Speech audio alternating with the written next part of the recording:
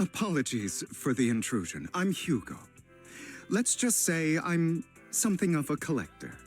I've heard your video store is the most classy one in all of New Eridu, and I must say, it absolutely lives up to its reputation. The ambiance here is understated yet refined, elegant but still cozy. It's so soothing, like a steady beacon in the dark. I've also noticed some well-known individuals frequenting this place, including elite members from PubSec and HSO. Your achievements at such a young age truly impress me. Aw, thanks. I'm flattered. Yep, exactly what you said. Trust me, I'm being honest. I do find your store quite special. So, I guess the rumors about this place are true. Children of devils. What are you talking about? I'm not following. Am I imagining it? Or do you seem really nervous all of a sudden? Children of Devils is an old movie I've been searching for, but it's so niche I can't find a copy in good condition. Or perhaps, did this movie remind you of something else?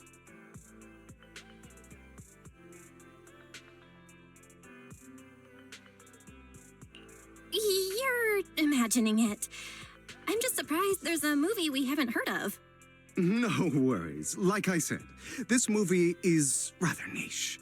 Despite the word devil in the title, it's actually about vampires. I'm sure you already know. Vampires were a popular fictional concept back in the old civilization. Typically, they are pale-skinned, well-dressed, exuding a mysterious and dangerous aura. But beneath their immaculate facade lie lethal fangs for draining human blood.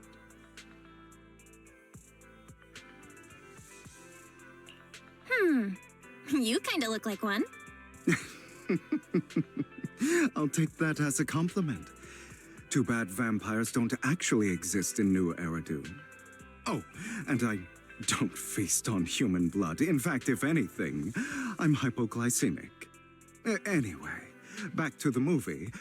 It's about a man who unwillingly turned into a vampire and after years of plotting, finally kills his evil father and ultimately dies in the process.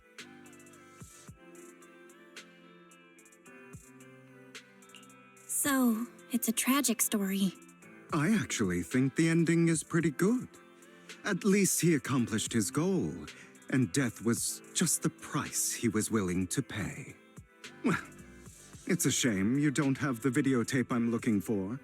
I'll just grab a copy of every movie you currently have for rent. Huh? Oh, thank you so much for your patronage. That's really generous of you. Just think of it as my thanks for chatting about the movie with me. Your store is like a collector's gem in itself. Please, consider my payments here as an investment in a collector's prized find.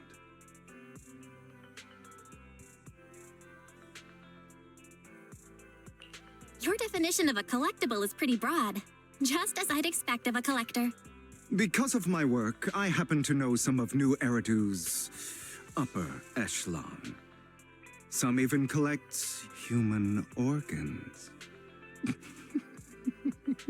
Just some rumors circling around. Hope I didn't spook you. That's nothing. I've seen my fair share of crazy stuff.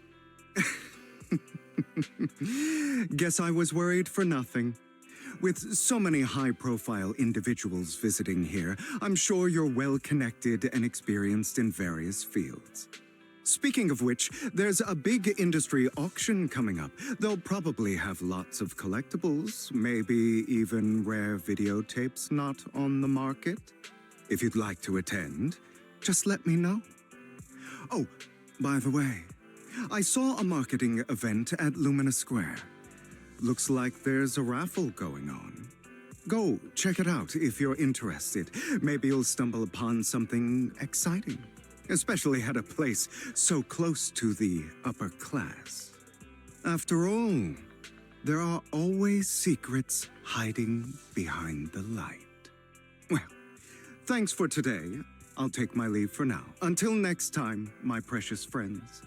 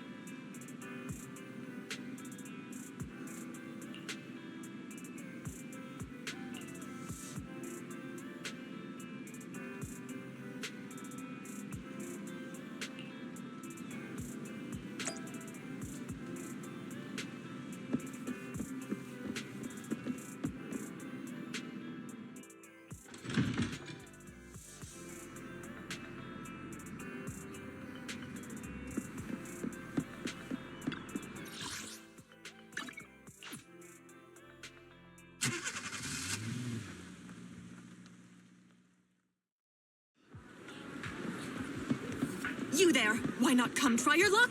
All sorts of prizes are waiting to be won!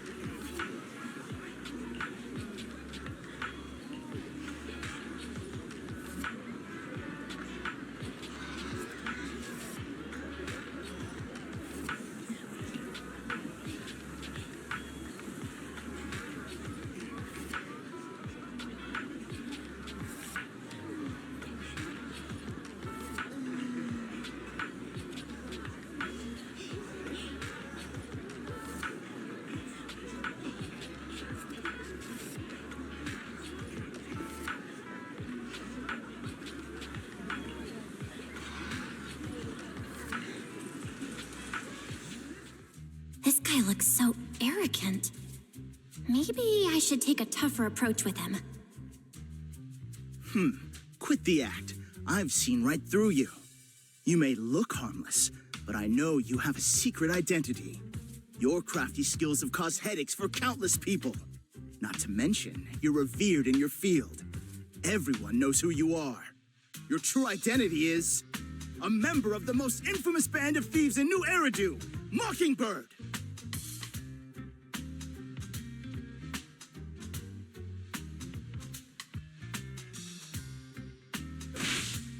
You're right. I'm with Mockingbird. But that doesn't prove I stole from you, does it? Aha! You've admitted it yourself. I know you're joking, but it's probably unwise to validate an accusation like that. Forget it. Clearly, you have no idea who I am. I'm Curtis Ravenlock. That's right, of the esteemed Ravenlock family from Tops. You'll face consequences for crossing me.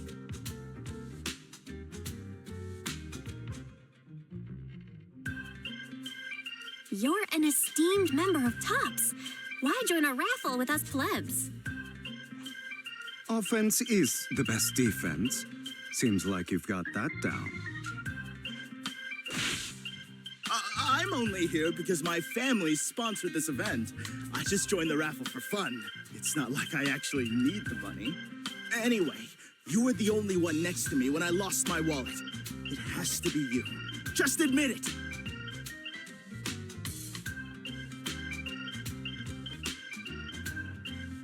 Listen, you can't just throw accusations around. You'll be held accountable for what you say. I did not steal your wallet. But if you insist that I did, let's go to PubSec together. Of course, if you can't prove it, I'll be pressing charges against you. Press charges? That's a bit too extreme, don't you think? Looks like you found the right approach to deal with people like him. In any case, my wallet is missing. It had a ton of Denny's, so someone's got to answer for that.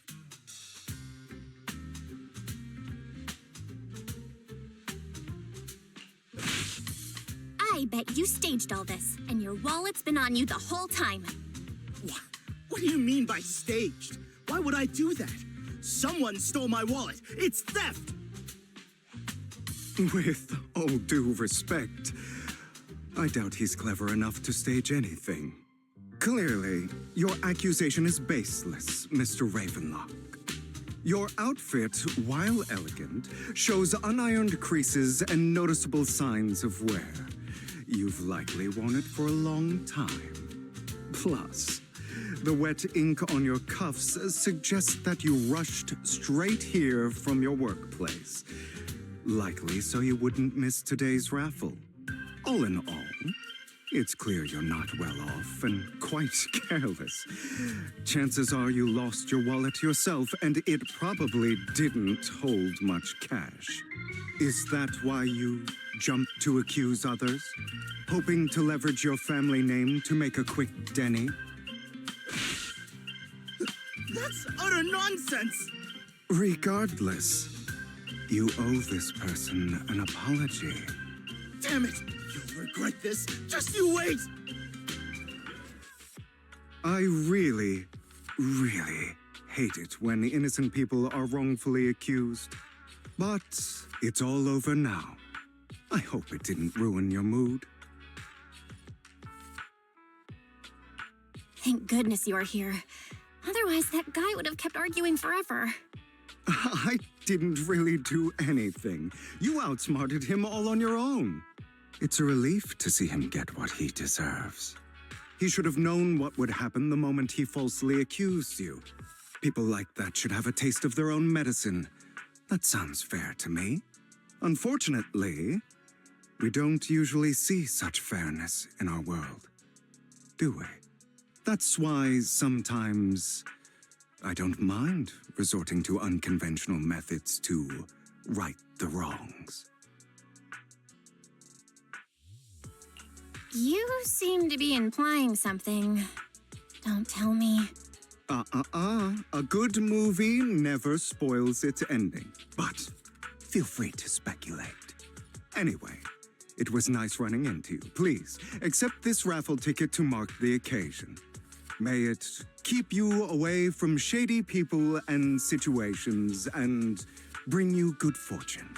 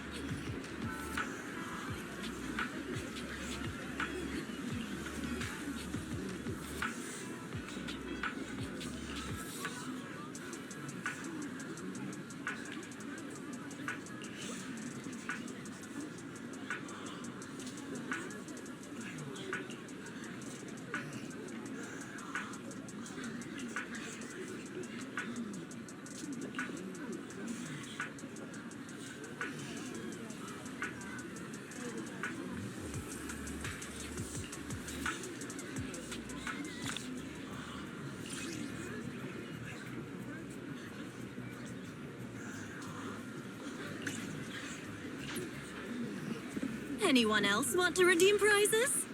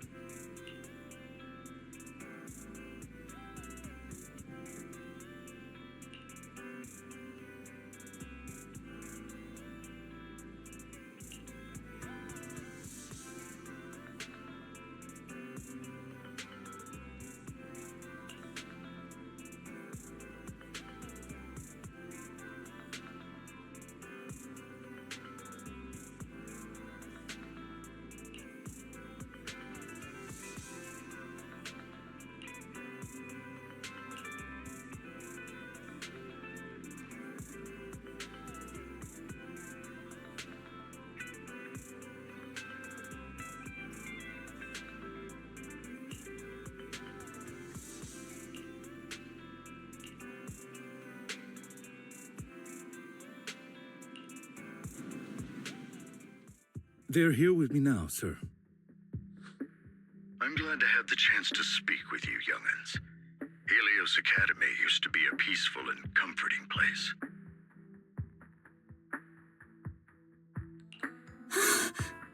I know you still can't fully trust me, and I understand that completely. But please do know that I mean you no harm. Your teacher, Carol, and I, we used to be friends. She was a kind person.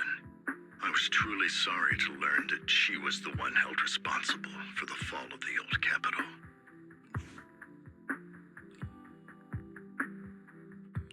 She was innocent. There has to be more to the story. I hope so too. It's just that the fall of the old capital still weighs heavily on us all. But I believe you just got caught up in all of this. I'm sorry for what you've been through over the years. It must be tough.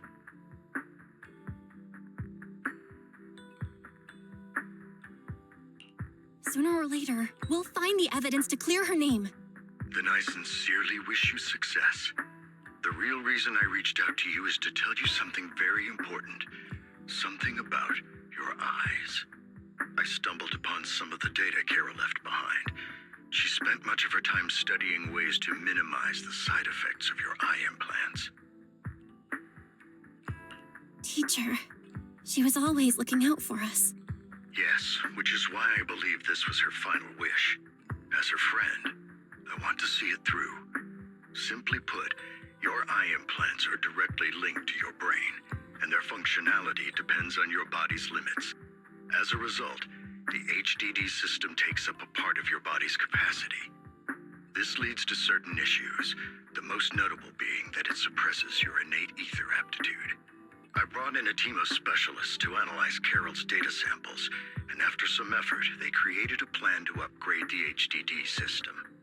After the upgrade, the HDD system will operate with significantly reduced power consumption, allowing for a substantial boost in your ether aptitude, or rather, a restoration to its original level. Do you mean that once the HDD upgrade is done, we'll be able to enter the hollows ourselves without EOS? Exactly. You'll likely experience some discomfort at first, but you'll get used to it over time. I'll have the specialists from Marcel Group continue monitoring your physical condition to reduce the burden on your body and help restore your ether aptitude more effectively. Are you really giving us such advanced technology for free? Feels like there's gotta be some kind of catch. Besides, you must have known about us for a while, so why wait until now? I'm not asking for anything in return. As for why I didn't reach out sooner, truth is, from what I've learned, your eyes possess even greater power. Perhaps the power within you could affect all of New Eridu.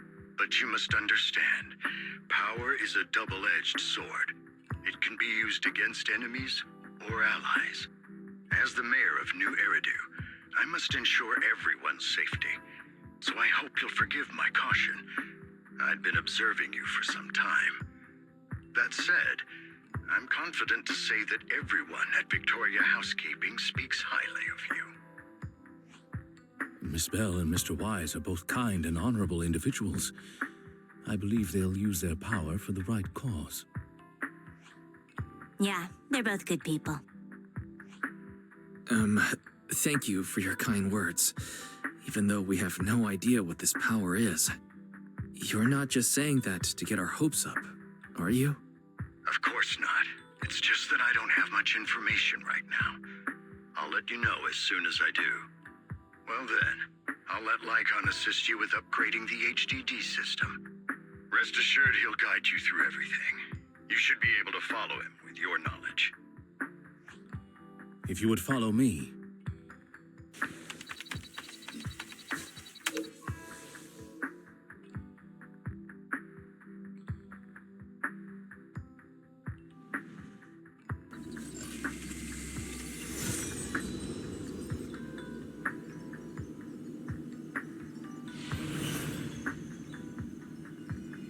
How are you feeling now? All good, I think. Really? feeling a bit off. Your body is adjusting. Give it time to adapt to the changes.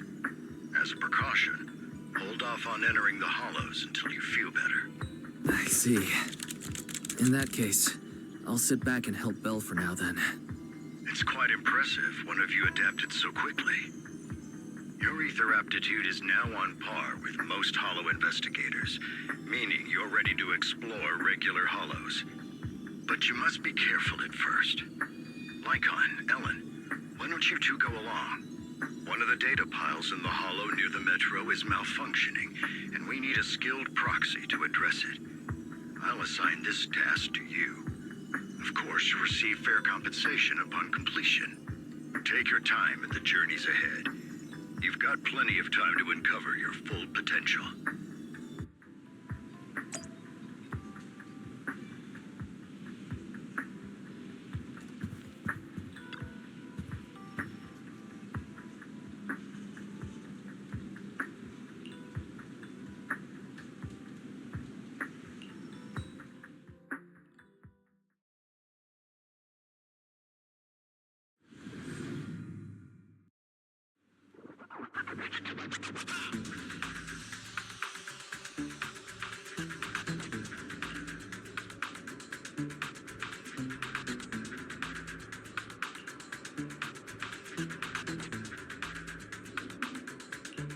Master Proxy, the data pile that the mayor mentioned is in this direction.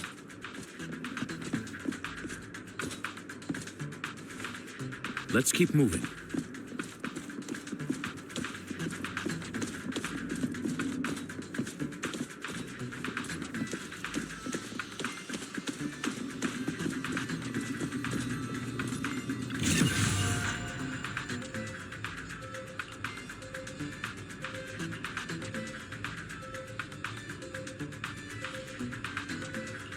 The data pile that the mayor mentioned is near that garage ahead.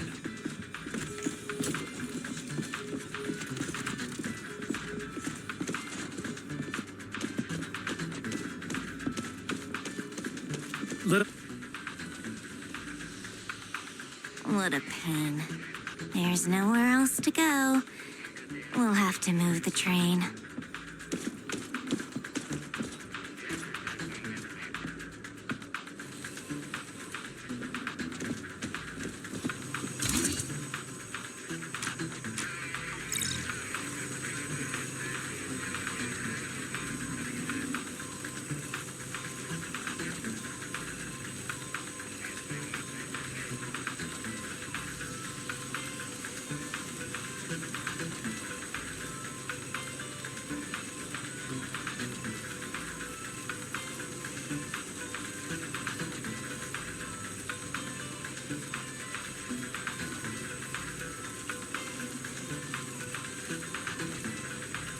We should search for the passcode nearby to disable the laser, and then move the train.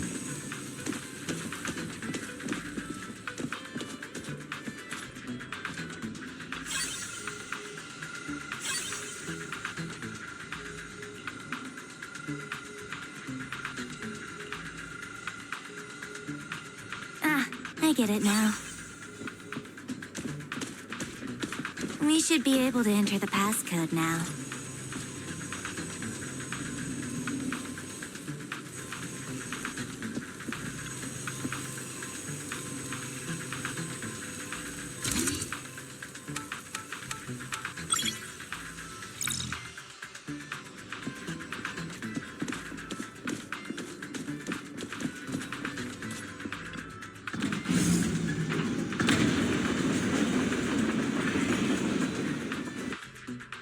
How are you feeling now, Master Proxy?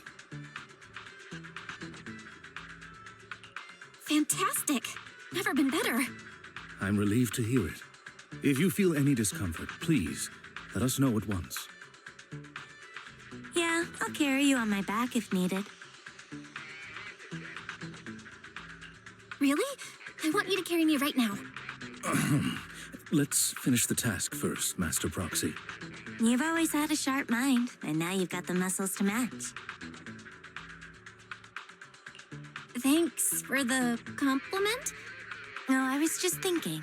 When will you pick up some fighting skills? If you can fight, you could handle things in the hollow all on your own. That'd be pretty neat.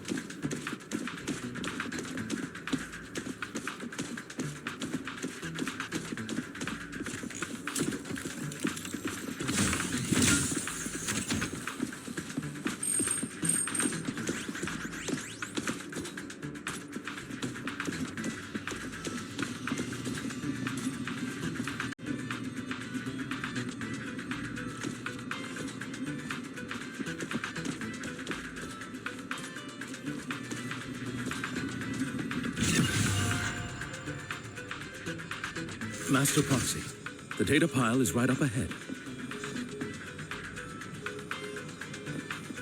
It seems to be guarded, however.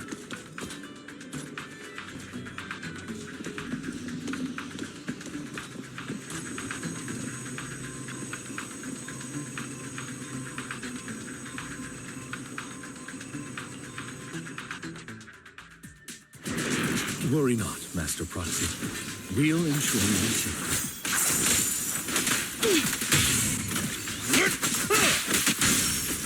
Thank you. Sorry, I still need you guys to protect me.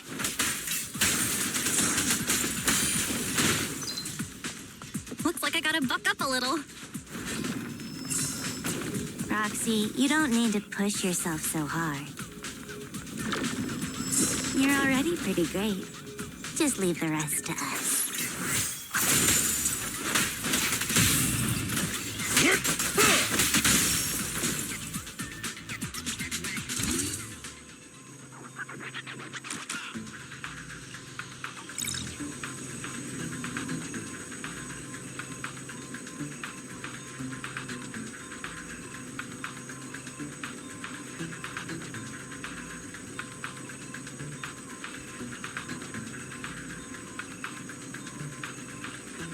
Oh, it's another passcode. We should be able to find the passcode nearby. Let's keep an eye out for it.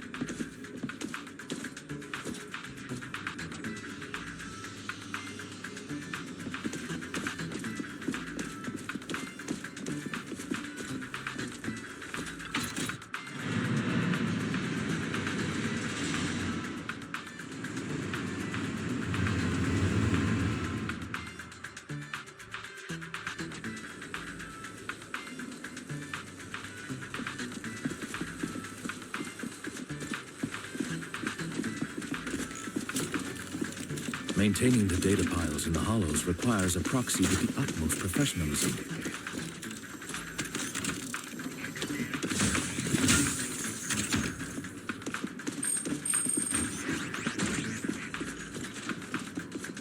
It is Victoria Housekeeping's honor to maintain a professional relationship with an outstanding proxy such as yourself.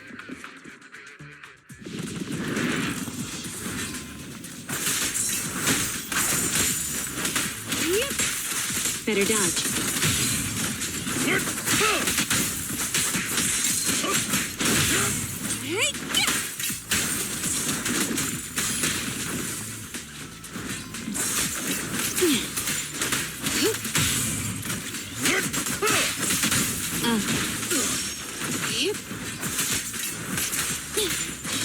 No worries, boss. Master Proxy, let's take a look around this area. We might be able to find clues regarding the passcode. This should be it. We need another passcode. Oh well, let's check the other side.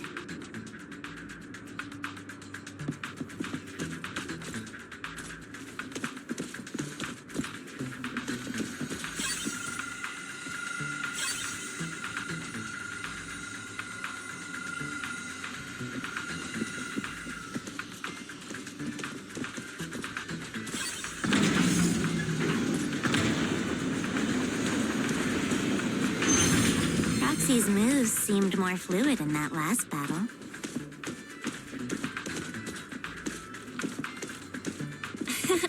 All I did was dodge, though. Nimbly evading an enemy's attack is an important skill. As for combat, leave that to us.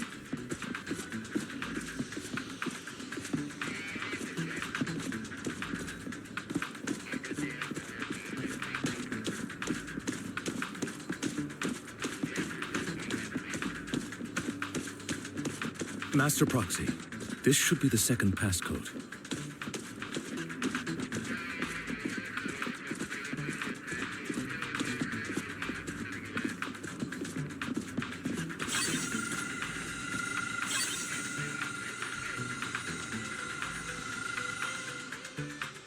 Master Proxy, we've been in the Hollow for quite some time. How are you feeling?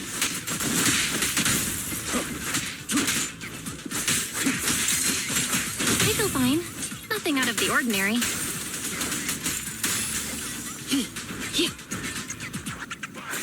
That's good to hear. After all, this is the first time you've...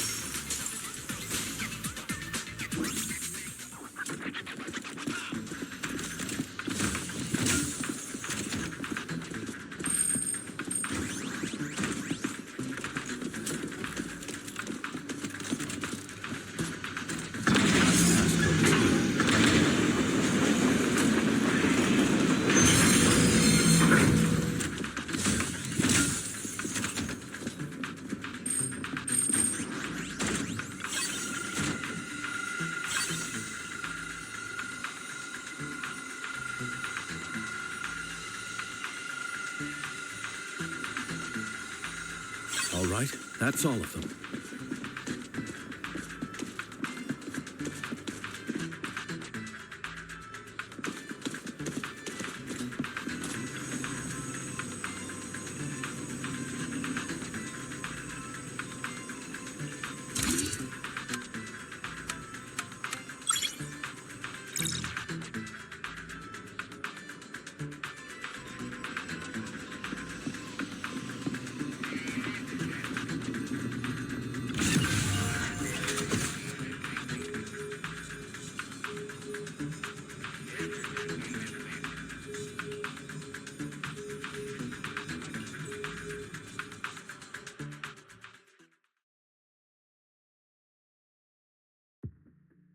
The mission was a success, sir. Master Phaeton's performance was outstanding. Excellent. You truly are exceptional. I'll be frank. I contacted you because I need your expertise for an important task. I'd like you to participate in an auction and help me secure an item up for bid. Hold on. Is it the same auction I heard about? The one with all the high-profile attendees? Yes, that's the one. I knew asking you was the right choice. Since you're aware of it, I'll get straight to the point. It's related to the sacrifice you encountered. Sacrifice? Has it appeared again? Remember the sacrifice you took down near the construction site? Public security did some research after retrieving it. It turns out it can maintain its form outside the hollow and carries human genes. Within it, we extracted a mysterious core. This core possesses the same inexplicable power as the sacrifice, allowing it to exist without relying on ether. However, the core was recently stolen from the most secure lab in New Eridu. We suspect this is an inside job rather than an external theft. We searched extensively without success, until I saw the auction flyer. The core has been concealed within an auction item. So you want us to bid on it at the auction. But why us? power of the sacrifice is highly volatile and destructive. We must keep it confidential, at least for now. And I, as mayor, am not suited to participate in the auction myself. Plus, I'm running checks on my inner circle due to the theft. Frankly, there aren't many people I can trust. Don't worry, the funds are covered, and Victoria Housekeeping will be assisting you. Of course, this hinges on one condition: your willingness to aid me. All right, we'll give it a shot. Thank you very much. I knew that I could rely on you. The only hurdle now is the invitation. It's exclusive to Tops, so obtaining one might take some time. I'll handle that promptly. I'll leave the rest in your capable hands. You seem a bit puzzled, Master Proxy. The relationship between the mayor and Tops seems rather delicate. You're quite perceptive. As you know, the roots of New Eridu's governance lie with the Mayflowers, while Tops is a conglomerate of companies. Power and profit often lay the foundation for conflicts, which is why securing invitations could be tricky for us. Things would be much easier if Tops weren't so involved.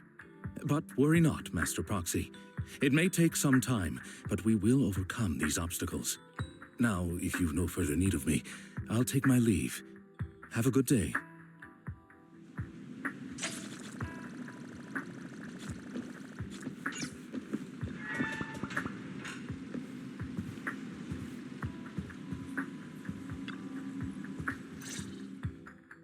Didn't that collector Hugo mention if we wanted to attend the auction to give him a call? But he didn't leave us with his contact information. Odd, right? If he wanted us to contact him, why not leave a number? Did he just forget?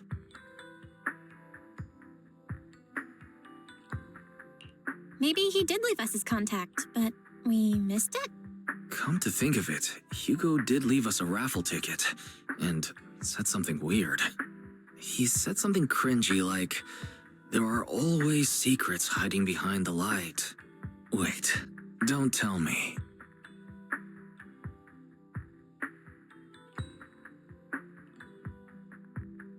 I get it now. This guy watches too many detective movies. Anyway, let's try contacting him. Aha! It's you! The manager of my favorite video store. Glad you've cracked my little puzzle. I've been waiting for you to contact me. I was worried I might have left a bad impression. Actually, I have a favor to ask. About the auction you mentioned. Could you secure 2 invites for us? Ah, so you'd like to attend the auction? I'd love to assist, but unfortunately, I have some tasks at hand. But if you two can help me with my current task, I should be able to find time to get the invitations you need. What kind of task? Is it something I can handle? Nothing too dangerous, I hope. Don't worry, I would never put you in danger. Let's discuss the specifics in person. I'll wait for you at Do Gardening Shop in Lumina Square.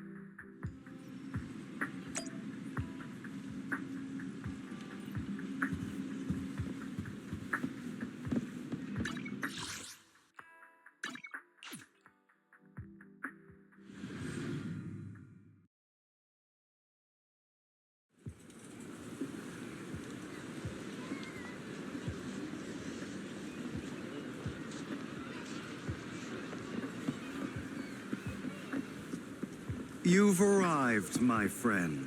Punctual as always.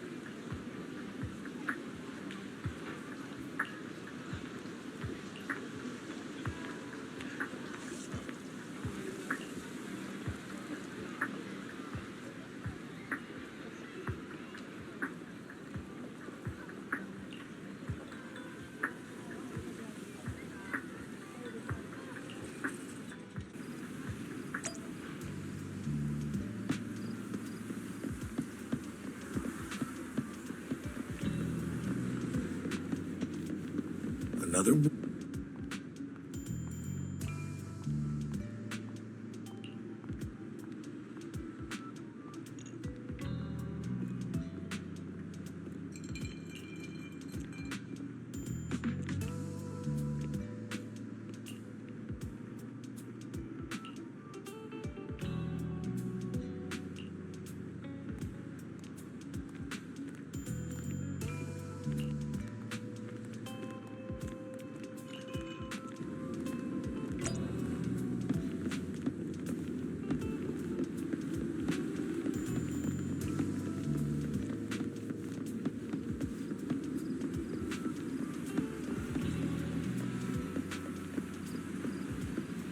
This time, I'll lead the family back to the top.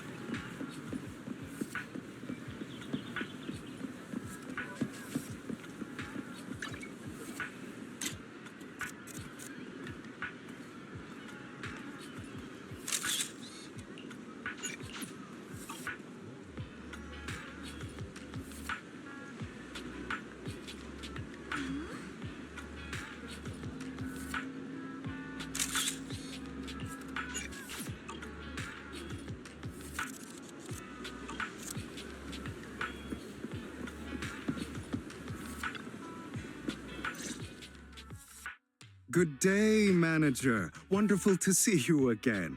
You're as sophisticated and charming as always. About our previous discussion, I assume you've made some progress?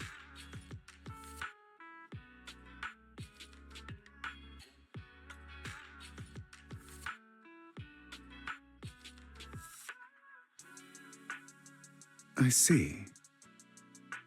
Looks like it's more complicated than I thought. I appreciate your help. Here are the promised invitations for you. One was mine, but I won't be able to attend as I'll be occupied that day. I had to pull a few strings to secure these invitations, so please don't mention where they came from. Otherwise, someone might come hunt me down. Wait, seriously? Is the auction really that dangerous? Well, when you dance with sharks, you can't avoid risk. But I have faith in you, dear manager. I'm entrusting you with my life. Don't worry, my lips are sealed. And so are my brothers. I've been meaning to say, you're so close with your sibling. I'm kind of jealous. What's your view on family ties, manager? It's a bond you can count on. Like, no matter what happens, Wise and I have each other's backs. That's the exact kind of answer I expected from you. How lovely. I once had a half-sister. Different mothers. Had? Did you two fall out of touch because of an argument or something? No, we never argued. I would like to try, but it's too late. She's been gone so long. I can barely remember her face. I'm sorry. I didn't realize it was a sensitive topic. My condolences. It's okay. I brought it up first, and it was ages ago. Anyway, back to what we were saying. It's highly likely that Hartman will be at the auction as well. As you know, while he's the rightful heir to the Ravenlock family, he keeps many secrets. Should you cross paths with him in the future, be cautious. He's sitting up on his high horse looking down on everyone else, and he'll do whatever it takes to get more power. I hope these upper-class people eventually face the punishment they deserve. Too bad the scales of fate lean one way or another, unless someone steps in to tip them back. I digress. That's all for today. I have some errands to attend to, so I'll take my leave. Have fun at the auction.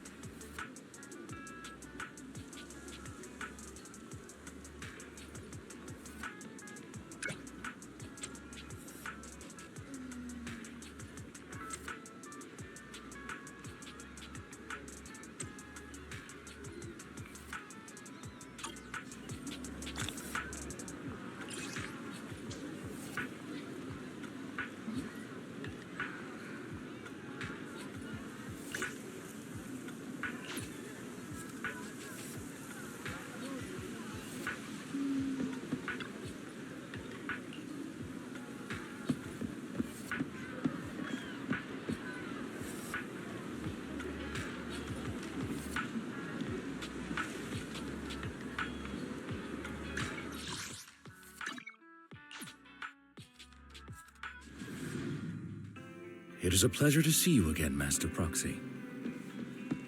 It's been a while.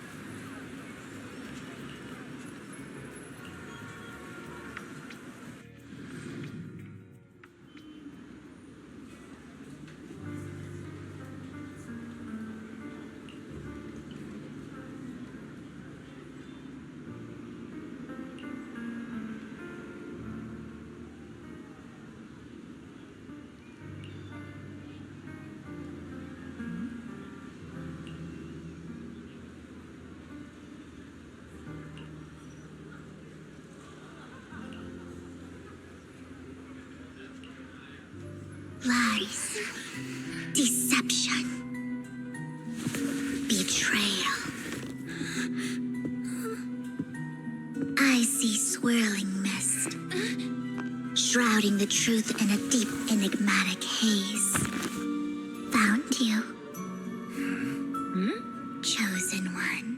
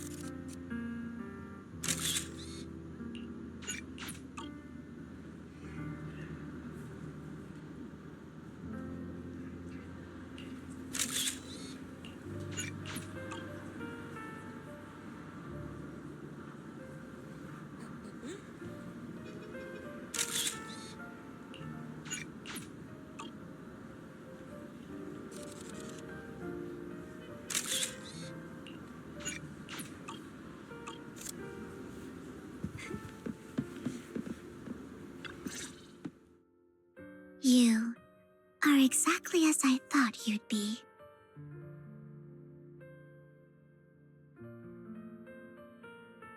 Chosen one? What's that? Sounds like something from a tacky novel that was popular a decade ago. Words can only convey so much, so it's understandable if what I say doesn't make sense to you now. But you'll know what I mean soon enough. Young lady, I know you might think I'm lying, but I'm telling the truth. That item was my late husband's keepsake, and I had to pawn it due to financial difficulties. But I can't bear to see it auctioned away to who knows where. I'd never be able to get it back. Please help me bid for it. There's a hidden flaw in that item. If you point it out during inspection, it will be withdrawn from the auction and returned to the pawn shop. That way you won't have to pay for it. In return, I'll offer you some compensation.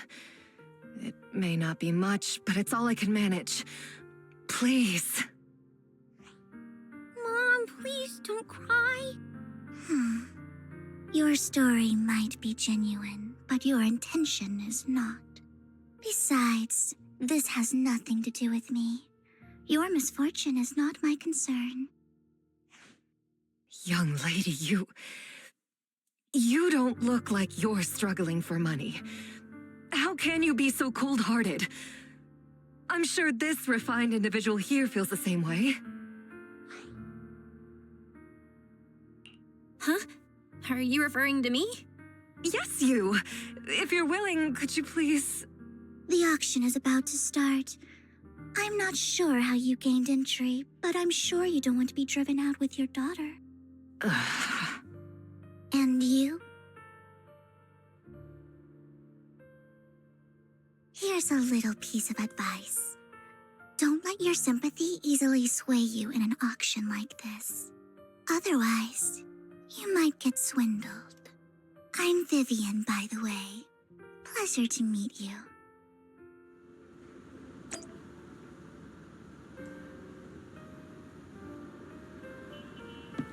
Dear guests, the auction will begin shortly. Please make your way to the venue.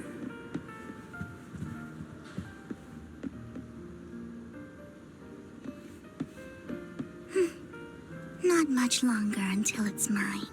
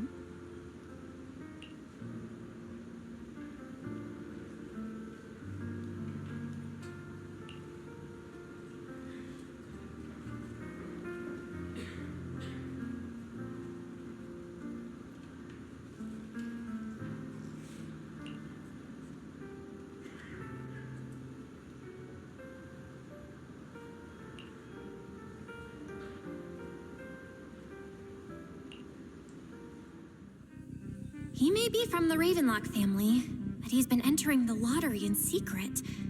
Maybe he's not as well off as I thought. Ugh, what rotten luck. I didn't expect to see you here.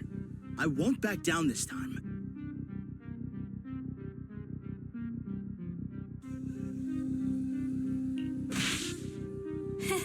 Aren't you that bigwig from the Ravenlock clan? Surprised to see you at the same auction as us commoners. This is the top auction in the industry. I really don't know how you got an invitation, but I doubt it was through legitimate means. You seem a bit hesitant. His accusation isn't true, is it? You should just give up already. I'm dead set on getting this item.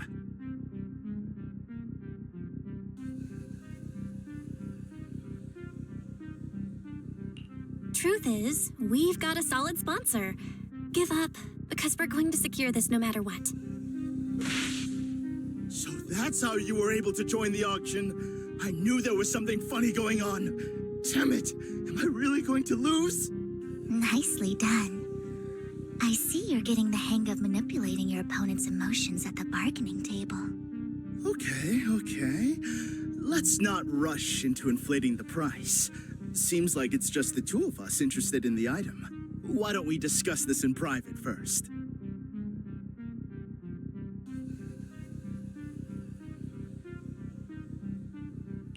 No matter what, I won't back down. Ugh, I didn't expect you to be so determined. This is the perfect moment to shake your opponent. You're really stubborn, huh? Is it really worth arguing over such a small collectible?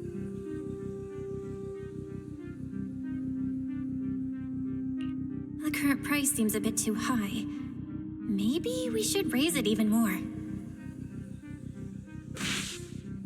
Are you for real? I had no clue commoners were so wealthy these days. Fine, all right, I'm out. Well done.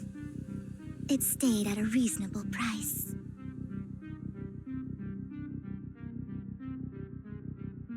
Regardless, congratulations on your winning bid. Though, in my opinion, its aesthetic style is a bit ahead of its time. But as long as you like it, that's what matters. After all, the true value of art is in the love people invest in it. The next item is truly exceptional. The final creation of a legendary artist, the only one of its kind in all of New Eridu. The artist's tale is quite fascinating. Unrecognized during his lifetime, his works were discovered by art collectors after his death and became hugely popular. Because of this, authentic works are few and far between, making each one incredibly precious. And this stunning final piece, anyone who loves his work won't want to miss it. Without further ado, let's get started. Starting bid, 200 million dennies. If I can get it for under 500 million, I can still turn a profit. 300 million! I'm not mistaken. Wise, isn't that the item the woman asked Vivian to bid on? Yeah, that's the one. If our budget allows, perhaps we should. 1 billion. Even if his final piece is a collectible of this quality, starting at $1 million right off the bat. Since she doesn't have to earn her own money, any bid is just a number to her. Was that Vivian? Wow, she just said, "Don't let your sympathy sway you," then went ahead and bid anyways. Yeah, but she can literally afford not to take her own advice. Ooh, this elegantly dressed lady certainly has refined taste and deep pockets. So, is anyone ready to challenge this young lady? Invest in the legacy of a talented artist who left us too soon. Its value could double in the future. I'd advise against it. I'm going to bid on this no matter the price tonight. This young lady is certainly very confident.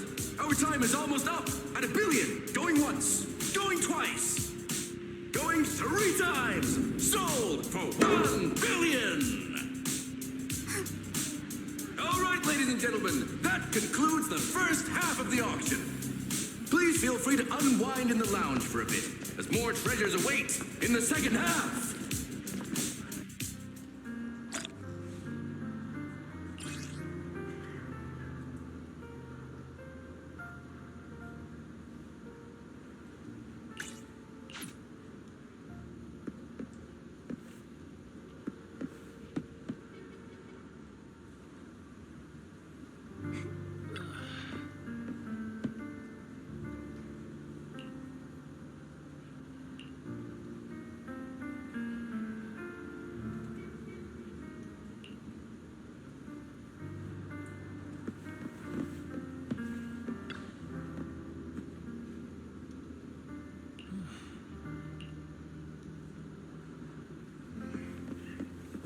coffee here is drinkable. Why are there so many unfamiliar faces around? I thought this was for regulars only.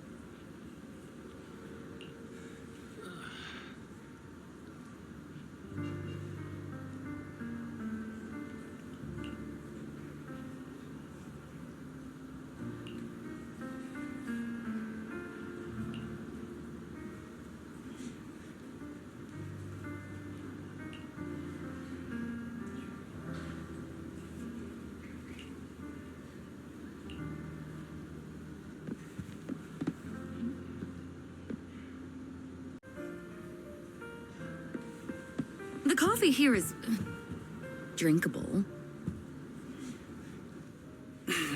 Why are there so many unfamiliar faces around? I thought this was for regulars only.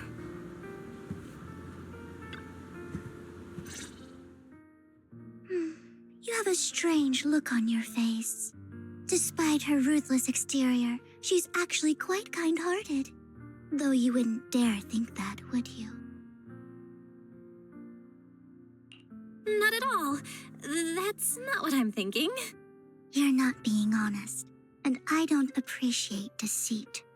Just to clarify, I didn't assist that woman out of kindness, nor do I plan on giving up the item I just purchased, because it's nothing more than a common scam. A scam? So you're saying that woman is a con artist?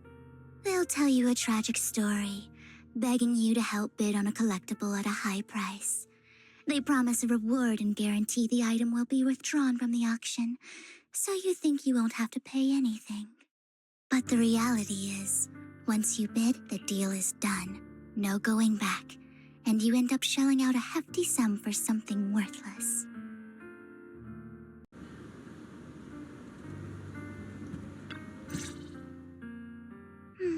You have a strange look on your face. Despite her ruthless exterior, she's actually quite kind-hearted. Though you wouldn't dare think that, would you?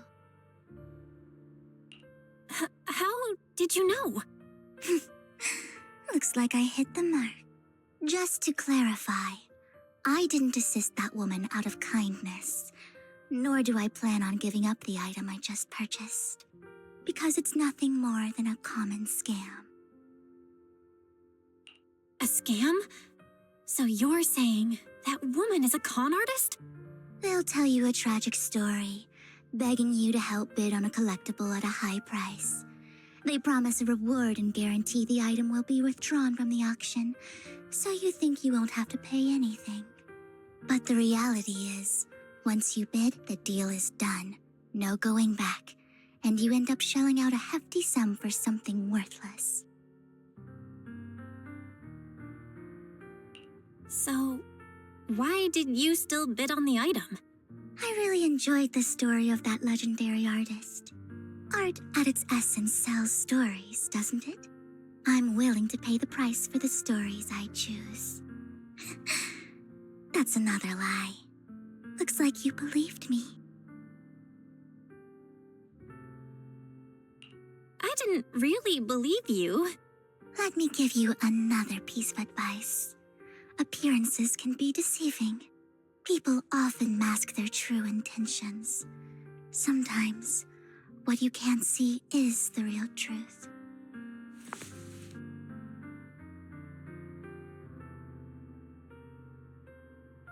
I hope next time you'll accept my invitation, and not that of these pretenders.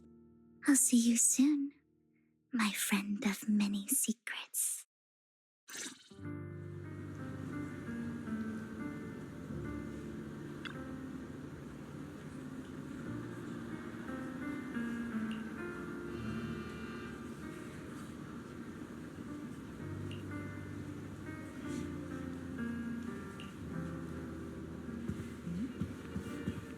The second half of the auction is about to begin. Please make your way to the venue.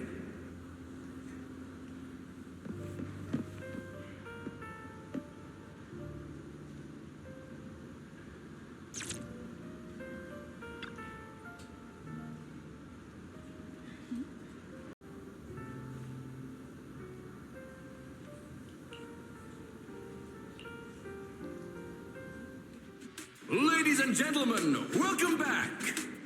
Up next in our auction is tonight's showpiece, the one-of-a-kind Robe of Heroes! Legend has it that, long ago, this was a garment that only a hero could wear. What's truly fascinating is the unique gem embedded in the collar of this robe. It's unlike any gem I've ever seen. Almost magical.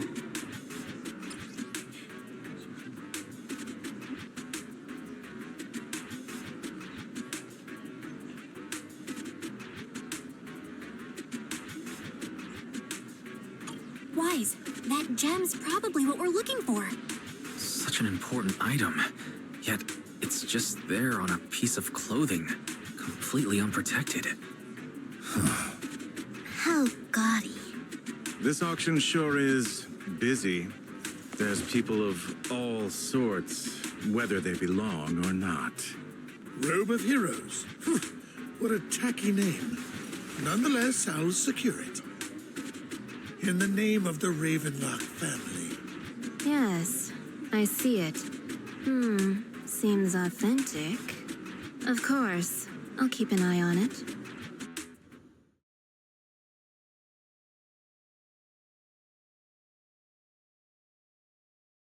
I didn't expect this to drag on so long. I believe there is no meaning in continuing this senseless bidding war. Frankly, wasting time irks me more than squandering money. So, my friend, let's cut to the chase. What did you have in mind? This man is pretty shrewd. Maybe I should match his energy.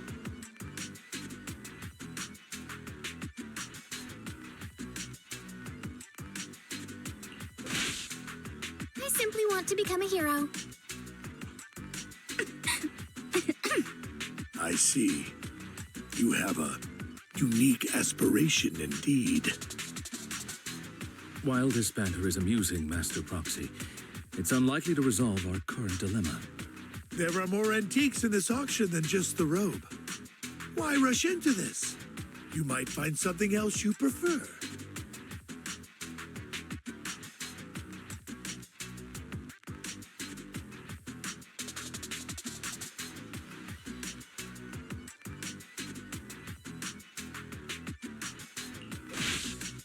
I'm not a collector, so I'm not into antiques. That robe just caught my eye. In that case, how about we strike a deal? All I want is that gem. So, if you cease bidding now, I'll take the gem and you can have the rest of the robe. How does that sound? He called our bluff. The Ravenlock family always gets what they desire. If If you have any doubts, feel free to ask around.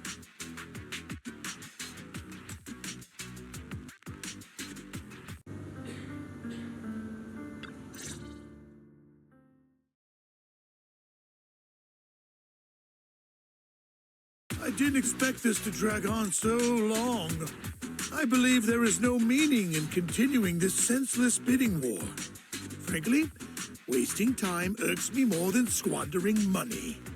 So, my friend, let's cut to the chase.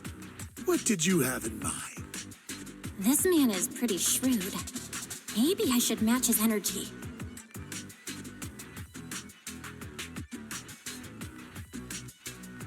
Perhaps a better question should be, what can you offer me? The ball's in my court now. Good. I enjoy conversing with people of sufficient intelligence.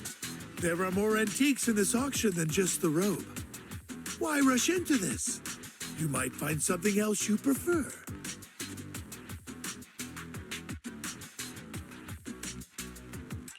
Honestly, I don't find that robe of heroes all that impressive. All I want is that exquisite jewel on the collar. Could you perhaps sell me just the gem? I'm afraid I cannot accept that, my friend. You're unaware of the true value of that gem. A wisely pointed question. Now we know the gem is his true aim. The Ravenlock family always gets what they desire.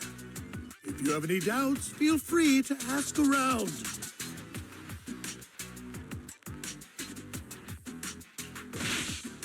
You're not threatening me, are you? In broad daylight? Is the Ravenlock family plotting against me in front of all these attendees? Of course not. I simply want you to understand what it means to try and take something from me. He has no shortage of cronies here. Stay vigilant. My time is valuable, my friend. I've already lost a significant amount of dennies talking to you. If I offer you a token of appreciation, let's say a hefty sum of dennies, would you consider backing out of this bid?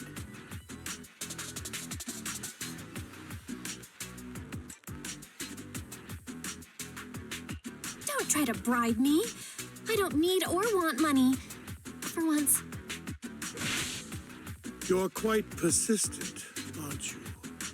It's been a while since someone dared speak to me like that.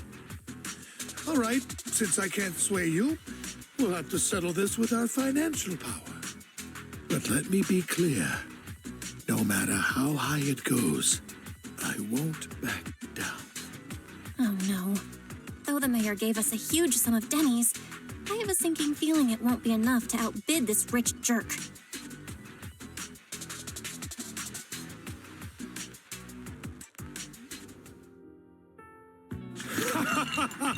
Thank you, everyone. It appears I'm the final winner of this auction after all. Well, I'll be taking this masterpiece with me. Of course. I must extend my sincere gratitude to all of you. Damn it, we almost won! Ugh, denny grubbing jerks. I got a message from Hugo. He wants us to... look up? What happened? Why'd the lights go out?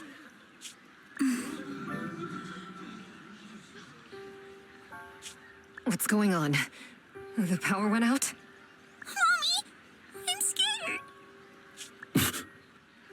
Ladies and gentlemen, welcome to tonight's auction. My apologies for the long and dreary opening. Losers always have a lot to say. That guy looks familiar. Is that... What are you all standing around for? Someone deal with this intruder! How uncouth. I'm simply here to reclaim what's rightfully mine. You! When did you... Well then, tonight's show is coming to an end. I wish you all a lovely evening. Yours truly, Mockingbird. After him! Catch that thief, or forget about getting paid tonight!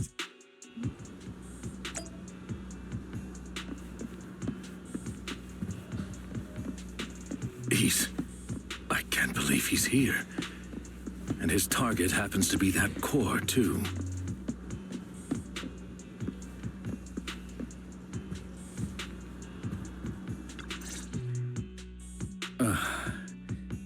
Forgive me, Master Proxy, but that... Mockingbird and I have... history. He might find it surprising, but I know him too. You do?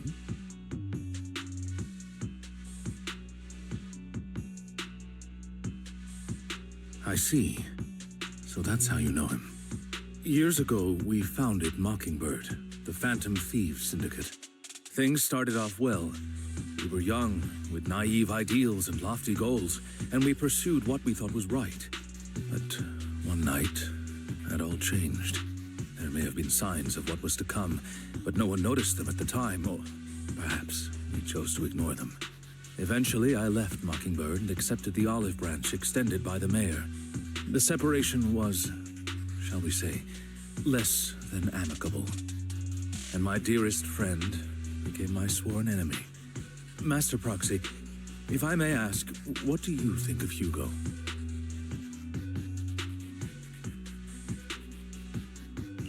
Though he helped us before, and he seems pretty nice, I can't help but feel something's off. He's a part of Mockingbird, after all. Mockingbird has changed from how we envisioned it. And Hugo, too, No, it's nothing. In any case, he's very dangerous. I'm still unsure of his intentions, but we cannot risk letting him have the sacrifice core. Based on my past experiences, I can likely predict the route he'll take to evade his pursuers and escape. However, this path lies within the Hollow. Master Proxy, can you... Let's head straight there. I'm feeling super strong right now. Very well. Please, follow me then.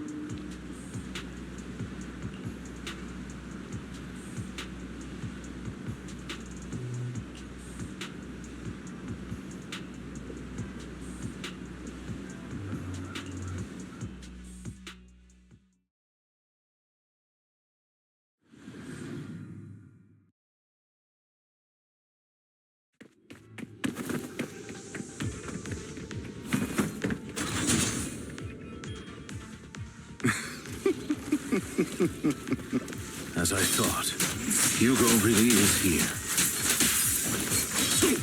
When we were still working together, he would often choose routes that were difficult to attack, yet easy to defend.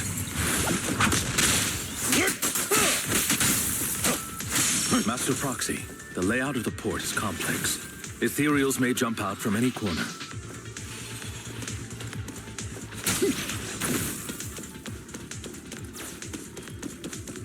Do be extra careful.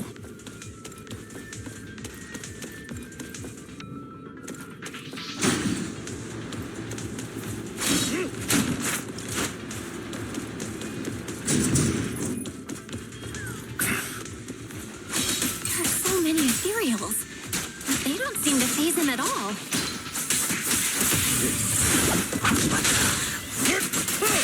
Though I am loath to admit it, that man is quite formidable.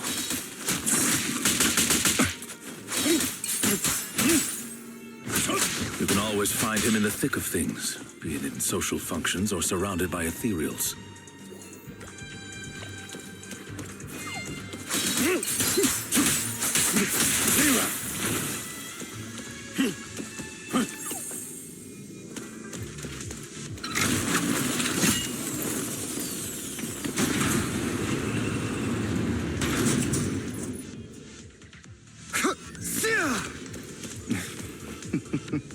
Goodbye, my friends.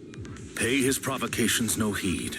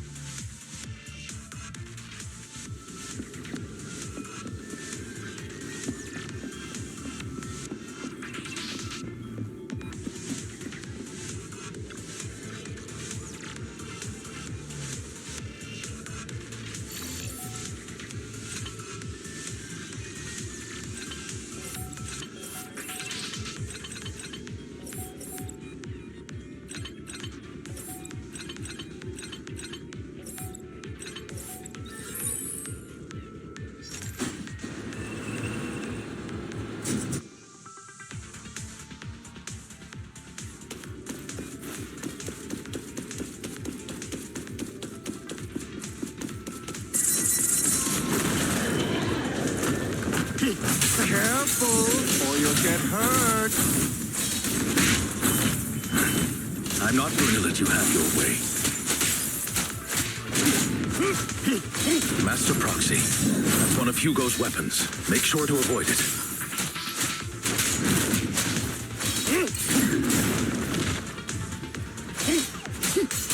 It may look like a coin, but it's actually a dart. He's extremely familiar with this place.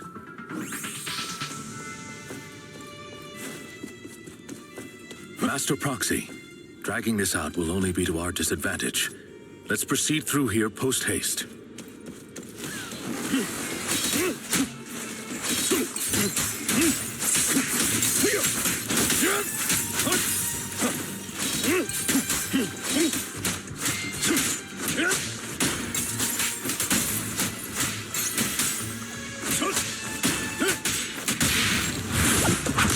Stand still. The mechanism here isn't damaged. It's still functioning normally. Something's not right.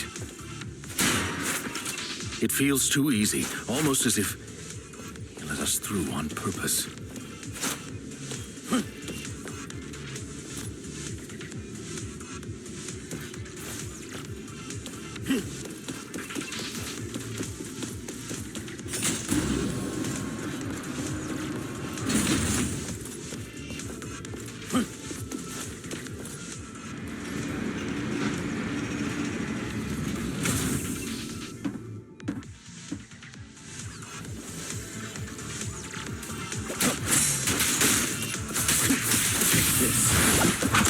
Stay calm now.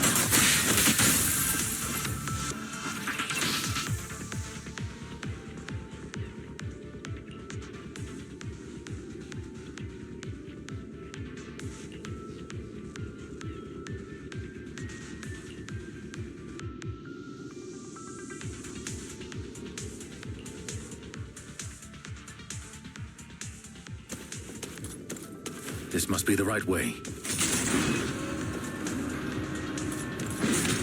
Not to worry, Master Proxy. We'll be able to catch up to him soon.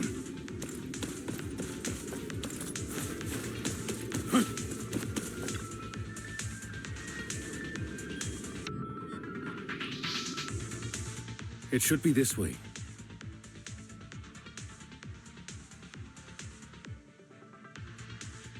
Are they from the auction? No, they shouldn't be able to track Hugo here. They're likely just hollow raiders. Back then, Hugo would typically retreat into a hollow after securing the goods. And as his partner, I'd be responsible for leading the pursuers astray. I'm unsure if he has a partner now, or who they might be if he does. Well, Phantom Thieves usually have partners, right? He must have recruited a new one. True. That could make things trickier, as he may have passed the core to his partner. Regardless, Master Proxy, let's steer clear of those hollow raiders for now. Although I'm confident in my ability to defeat them, A clash here might delay us and jeopardize your safety. Our main focus now is locating Hugo and retrieving the gem.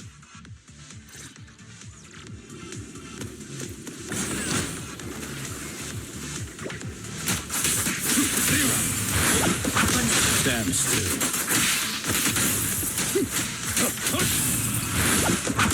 Stay calm now.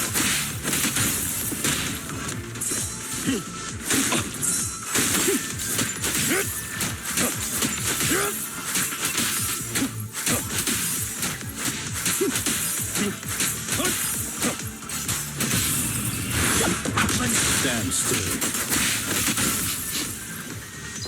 He should be nearby.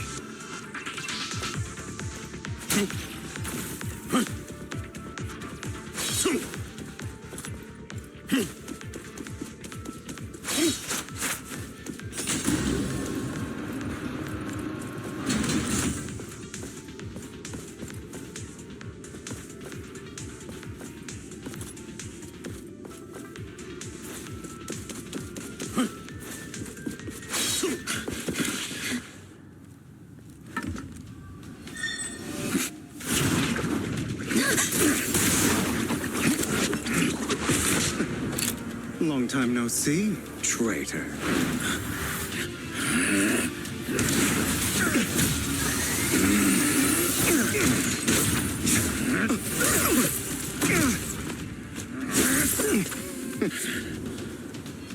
It was you who broke the oath, not me. You haven't changed, pompous and self-righteous.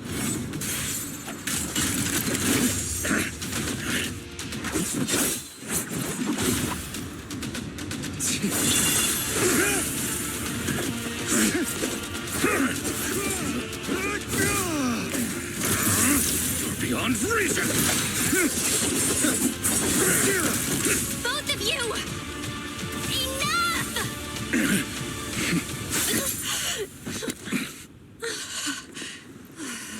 Master Proxy. Are you all right, Master Proxy? Any injuries?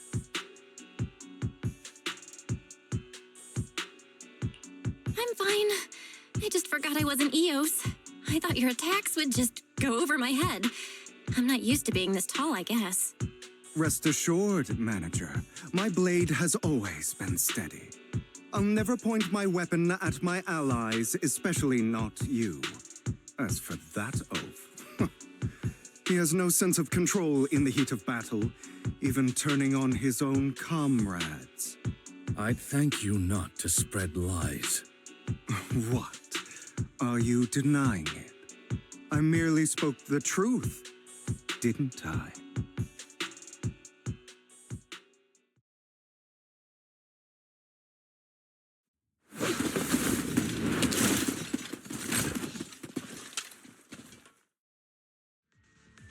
Thought we were in for a tough day, but it seems we struck gold in the end. If you value your lives, you better hand over all your etheric resources and any other valuables you've got. I have no conflict with you, gentlemen.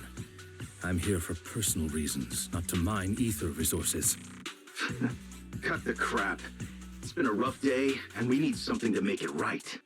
Whatever your business is, pay your dough or bite the dust. Pay our dough. This is the Hollow. You're not claiming this Hollow as your own, are you? Not even the current mayor of New Eridu would dare to make that assertion. Am I correct, Mr. Mayflower Watchdog? You sure have a mouth on you, pretty boy. Don't push it. We've buried idiots like you in the Hollow before, and soon you'll be joining them. I'd urge you to reconsider. Huh? Unfortunately, your kind advice has come too late. They've already worn my patience thin.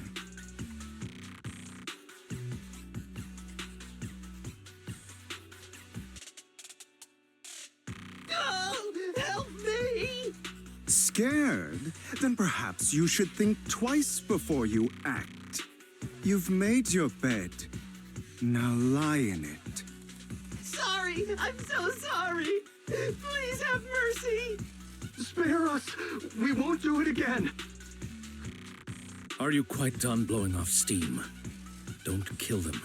I'll hand them over to public security once we're out of... Who do you think you are to tell me what to do? They weren't planning to show you any mercy, yet you forgive them so easily. You haven't changed at all over the years, Lycon. To hell with you and your foolish fantasies of being some almighty savior. Haven't you learned your lesson from what happened with your eye and legs? My principles remain unshaken. No one has the right to take another's life. Sinners deserve punishment. Do you know how many lives they've taken? I'm merely delivering the justice the world needs. It is not our place to pass judgment. I know I will not sway you. There's no point in continuing this argument. I will stop you. I always will. Go ahead and try. I will defeat you. I always will. Be prepared to kneel before me, traitor. You talk too much.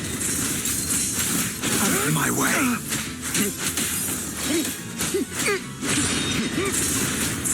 Is that all?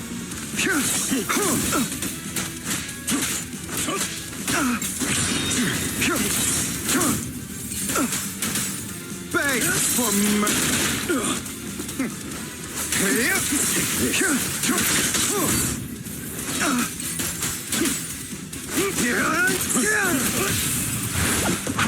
Foxy, I did what? Really? Do you two have to do this now? Ready to continue. My apologies, dear manager, but I'm itching to teach him a lesson. Shut up.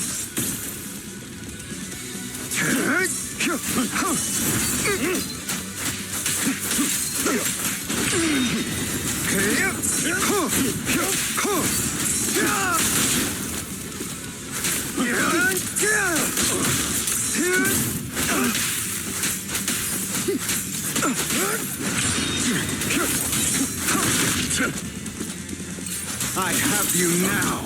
I'll bite your throat out. Stand still.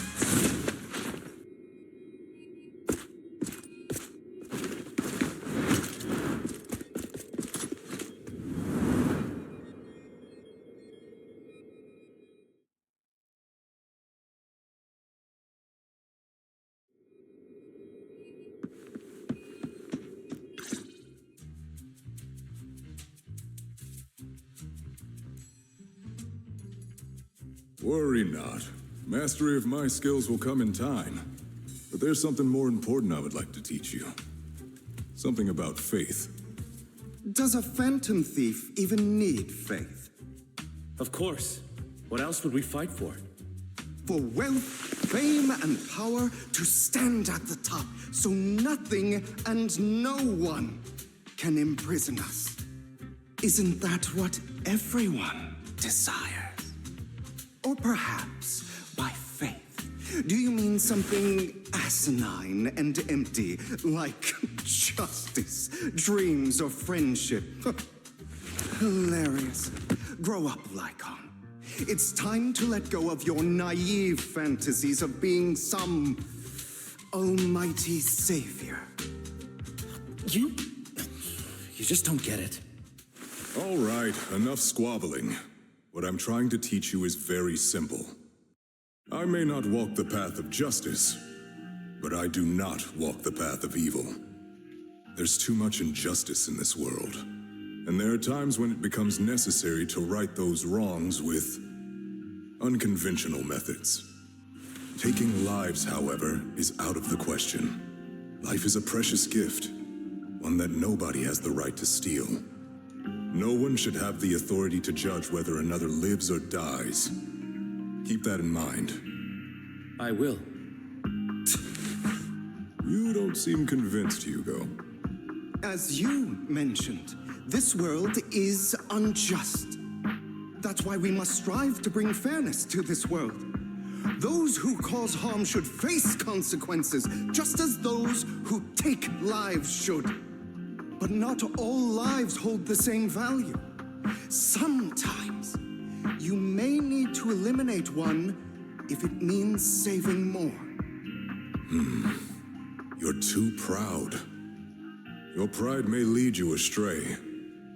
I have my own path and beliefs, Jack. I'll determine for myself what's fair and unfair. Hey, watch your mouth. If it weren't for Jack, you'd be dead already. You're a smart kid, Hugo. Skilled too. You could easily take the life of a sinner. However, what if one day you found out you were wrong? What if that so-called sinner were innocent? Could you bring them back to life? I wouldn't make that mistake. To err is human. Everyone is bound to make mistakes. It's good you are open with your thoughts. I just don't want your troubled past to weigh you down. Because your hatred doesn't define you. It only eats away at you.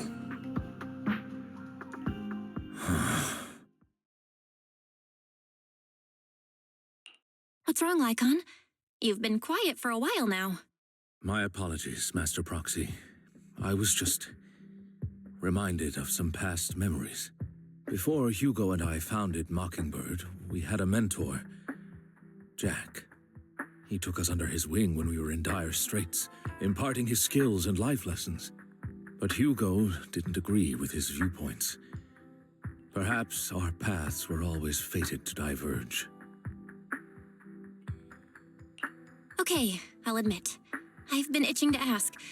Why did you two split up? Mockingbird, faced numerous triumphs, but also setbacks. And one of them was a disastrous one. Hugo, you... Was this you? All this? So what if it was? Gone crazy? Have you been planning this all along? You'd bury all these lives in the name of vengeance? They deserve to die. Especially my so-called father. I should have killed him a long time ago. A really long time ago. You know what, Lycon? There's some people whose only purpose in life is to bring more suffering into this world. Sometimes murder is what brings justice back into this world. And for that, I must stain these hands in blood. Enough!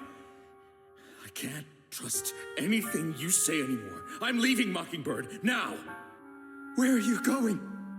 Anywhere. Someone from the Mayflowers got in touch with me before. Are you mad? You know what those hypocrites in city administration are like. They're no different from tops. We fought them together all this time, and now you're leaving to serve as their lapdog. Are you going to turn your back on Mockingbird? Turn your back on me? The mayor is different from the others. But it doesn't matter. I'm not going to even try convincing you. As your friend, I'll give you one last piece of advice. Please, stop here. Otherwise, the day will come where your hatred and ambition will consume you.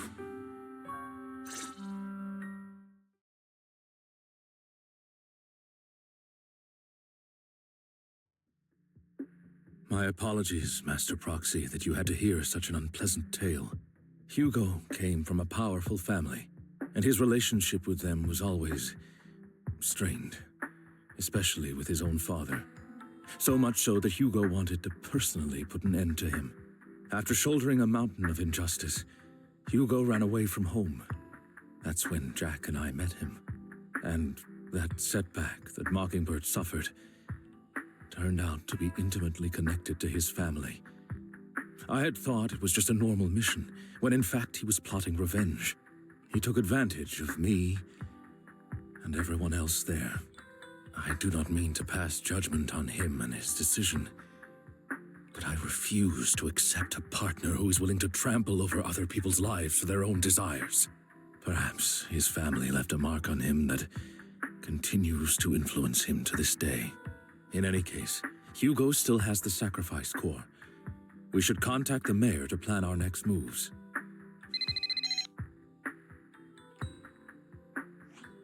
A pleasure to speak with you again. Lycon has already filled me in on Mockingbird stealing the sacrifice core. I'll deal with it. Anything else we can do to help? I mean, we didn't manage to complete our mission. No. You've done well. It's just not appropriate for you to get involved in what's to come.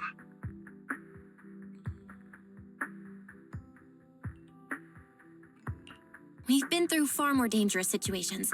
Plus, we've dealt with Mr. Mockingbird before. So maybe we could help you.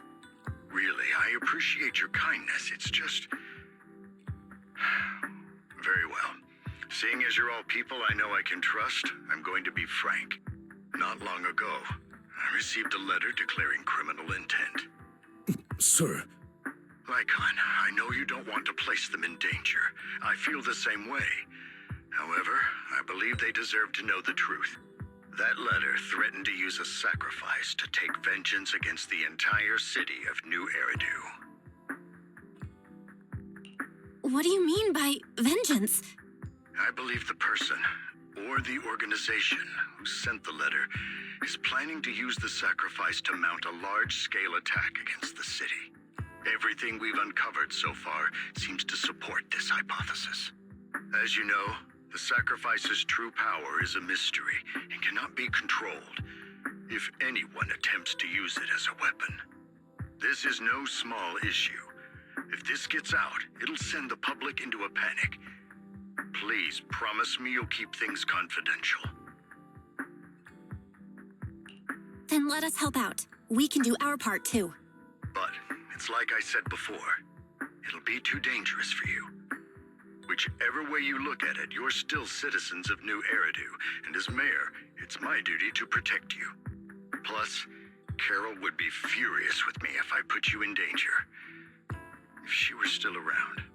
Anyway, I'm not at liberty to discuss this matter any further. Please rest assured that we will handle things properly as the administrative authority of New Eridu. That's right. Master Proxy, please trust us. So that'll be all for today. Goodbye for now.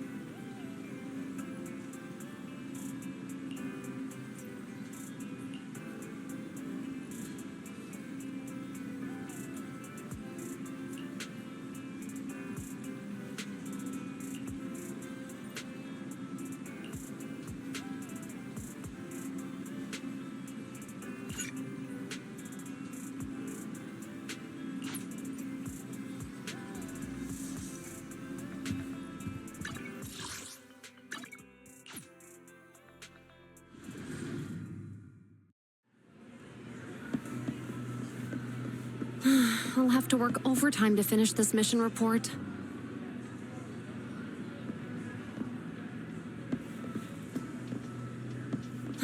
I'll have to work overtime to finish this mission report.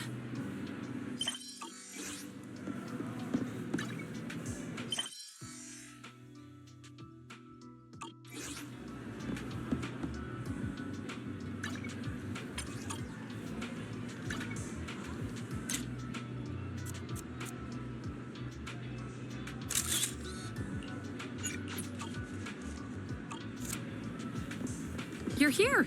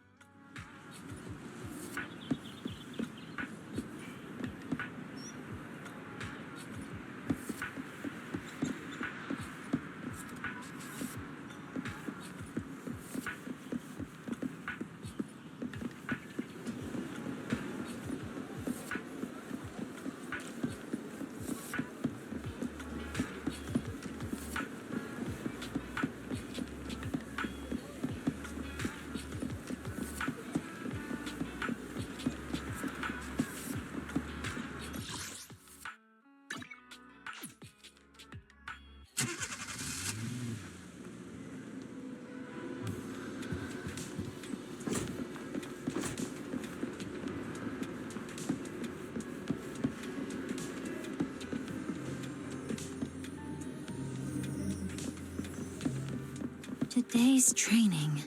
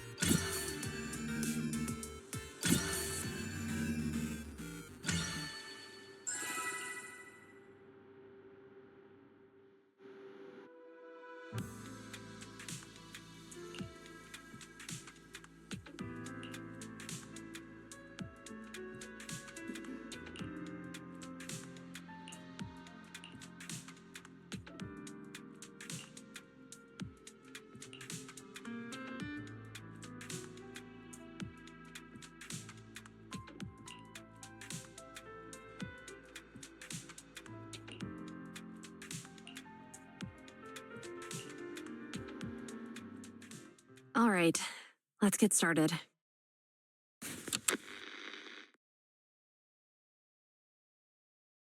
I'm probably not getting out of this hollow, but at least this tape recorder still works. Let's say these are my last words. I gave away my anti-corruption equipment to save those civilians, so I'm not in good shape. Unfortunately, we came up against a horde of ethereals right after that.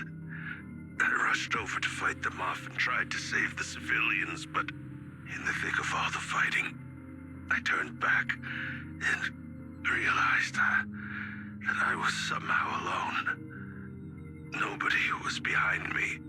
Luckily, I managed to defeat the ethereals, but the wounds and corruption I sustained in doing so should be fatal. I don't mean to cast the blame at all here, and if any of my colleagues ever pick up this cassette, I hope that nobody is ever held accountable. It's just human nature. It's normal. I just have a few regrets. Oh, what's that over there?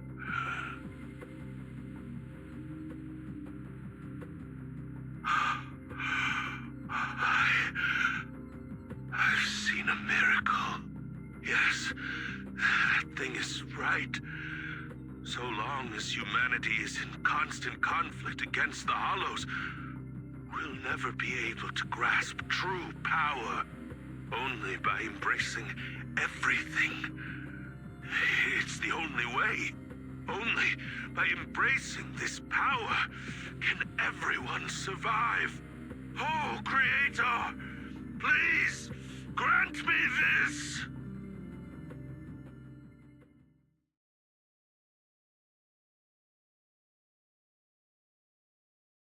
Are you okay, Jiyuan? Don't be so sad. Thanks. I'm okay. It's just, even though we had our suspicions, now that everything is out in the open, I can't help but feel a little... Well, at least now I know the reason why he changed. What did Bringer see during the recording? Whatever it was, he called it a miracle. I saw the mission report from that incident. Bringer emerged from the Hollow unscathed, completely free from injury or corruption. Plus, I remember him rescuing a few civilians and walking out of the Hollow together with them. But if that's the case, then it's at odds with the audio we heard. Which one is the true version of events? It's possible that both are true. Like if Bringer actually met a real god that completely healed his body and helped him save the others. And that's why his mood changed so much. Why he started believing the Exaltists. Because he witnessed a miracle. That sounds like a reasonable speculation at this point. But it still exceeds the limits of what we know. In any case, it's a clue that ultimately points to the Exaltists. I'll keep pulling this thread and see where it leads.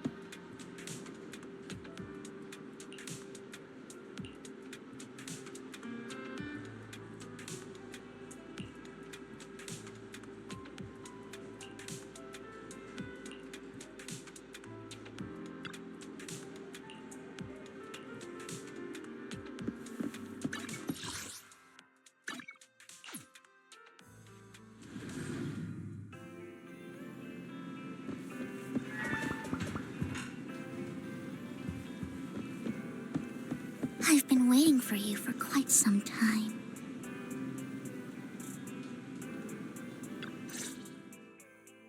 We meet again, Master Proxy. I imagine you've already managed to gain some info from the conspirators about some people who wish to use sacrifice to launch an attack on New Eridu. How do you even know about that? I only just found out myself. Because I've been watching you this entire time. I know many things.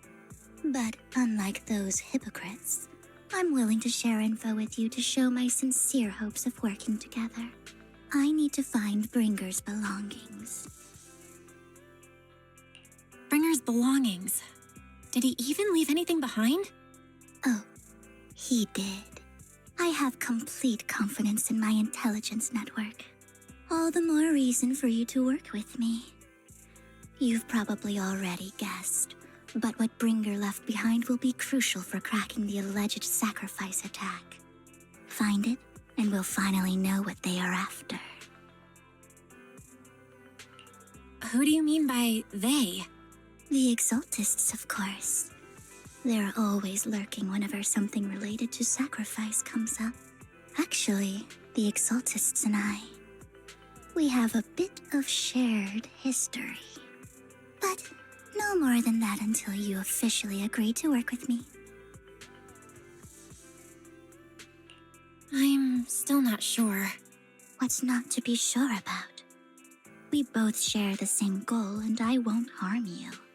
By the way, might I ask, you're not proficient at in-hollow combat, are you?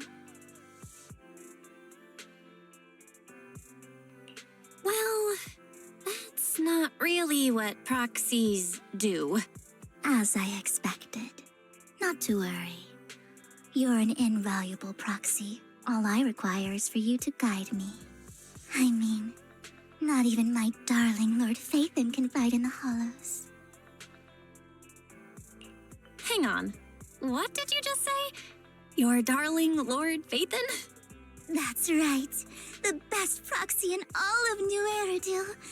Lord Phaethon. Don't tell me you don't like him. You're probably not going to believe this, but I'm actually Phaethon. You're an outstanding proxy, that's true. But Lord Phaethon's a cut above. No one could ever replace Lord Phaethon. But I know how you feel. You're actually one of Lord Phaethon's fans too, aren't you? So he's your biggest role model in life and you hope to become just like him, right?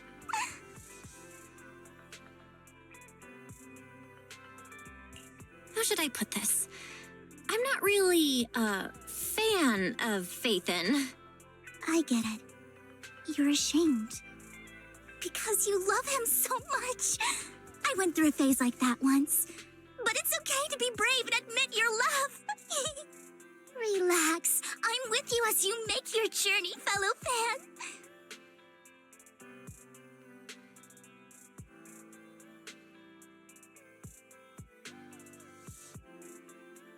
Oh my. Once I start talking about Lord Phaethon, I just can't help myself. Look at the time. I suppose that's all for today then. I'll be in touch with more news.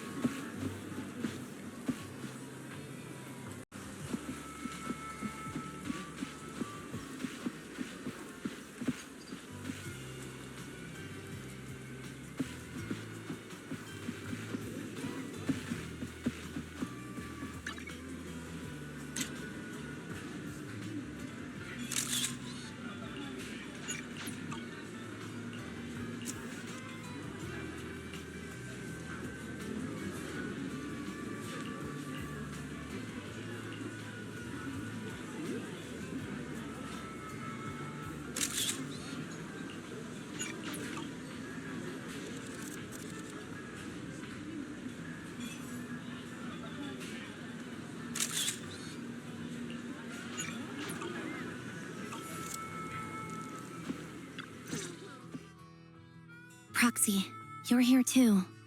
I didn't expect to run into you here. What are you two doing here? And is that a new look I see, Ambi? I'm here to investigate that incident.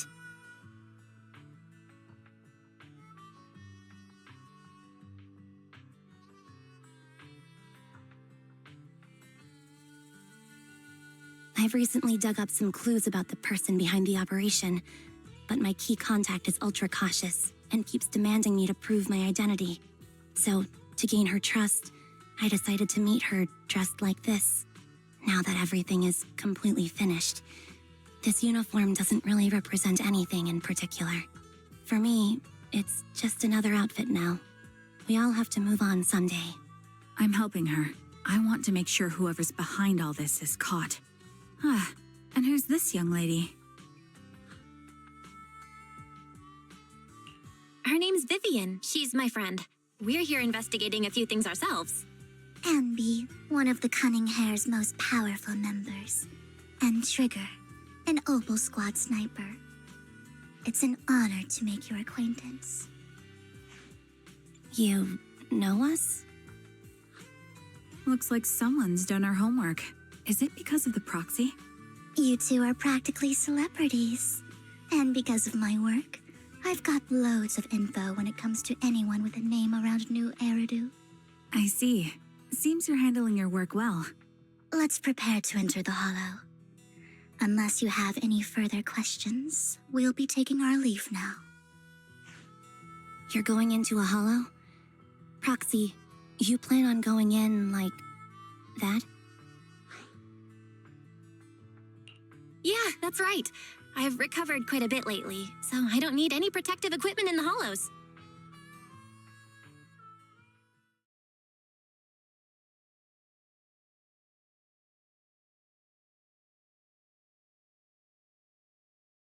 Huh. Aren't you that lady from before at the auction? Hello. I didn't expect to see you again, young lady.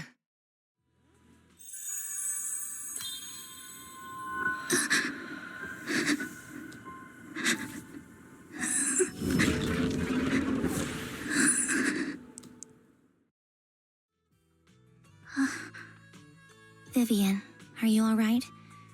You look depressed. What's wrong, Vivian? Are you feeling okay? It's nothing. I just drifted off for a moment there. So then, what are you doing here? Don't worry. I'm not here to scam you. I'm waiting to meet someone. Don't tell me. You're my contact for intel? That's me. Ambi from Silver Squad, I presume? Pleasure to meet you. All right. I'm going to exchange some information with Miss Ambi here. So if you'll excuse me.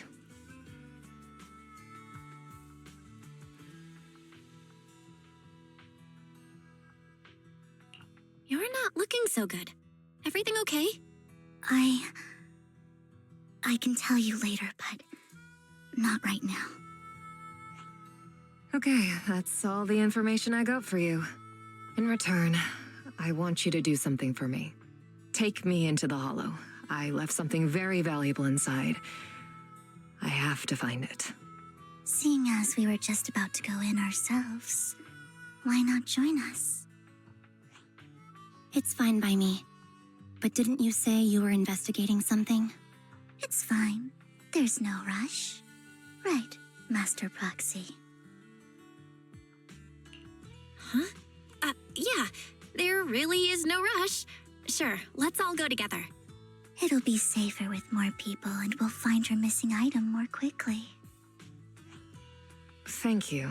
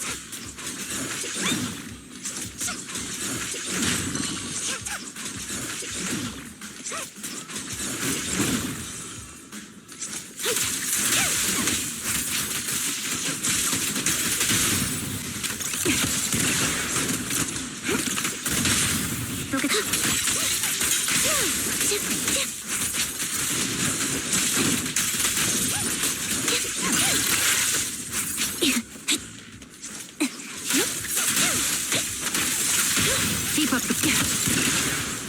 Ether vision activate.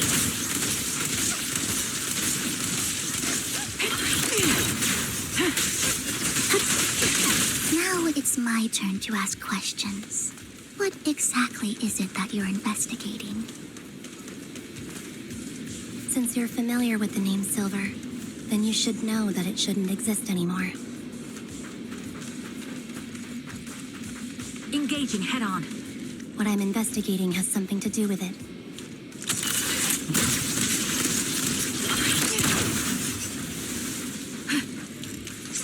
Roger.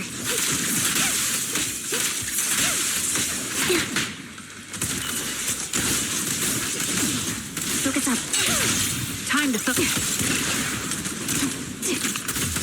Light him off.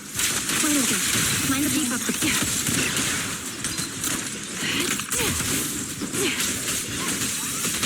A perfect conduit.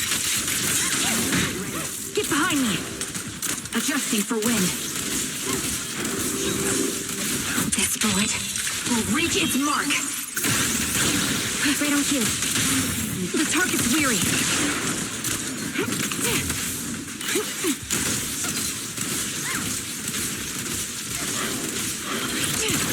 Target locked.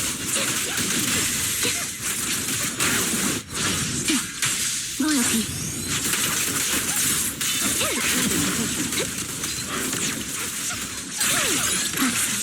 Let's use that fissure to head to the next location.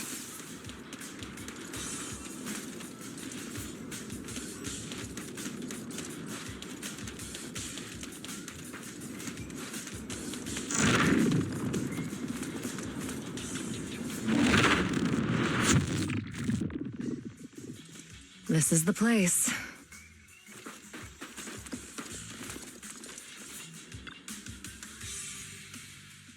So, what is it that you're looking for? A ring. I was excavating ether here before and accidentally lost it somewhere. Please, could you all help me find it? It has to be somewhere among all this stuff here. Sure, I'll start looking. I'll go with you. I'll stay here with her then. Thanks, but you don't have to worry about me. Go ahead and accompany the others. I'm sure it'll be faster that way. And sorry for wasting your time like this. I know it might sound strange, but I'll be so happy if my daughter grows up to be capable like you.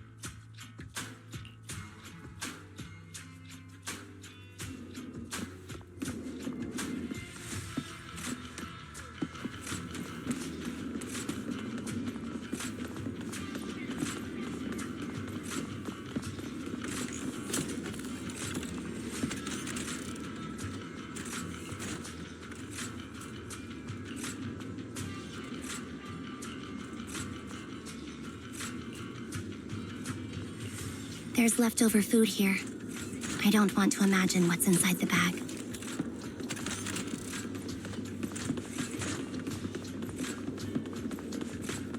Neither do I.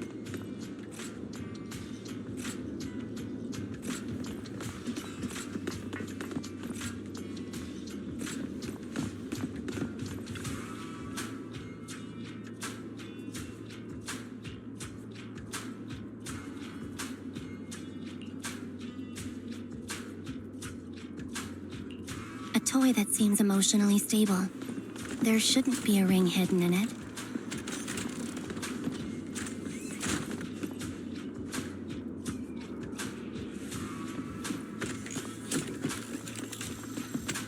It's pretty cute.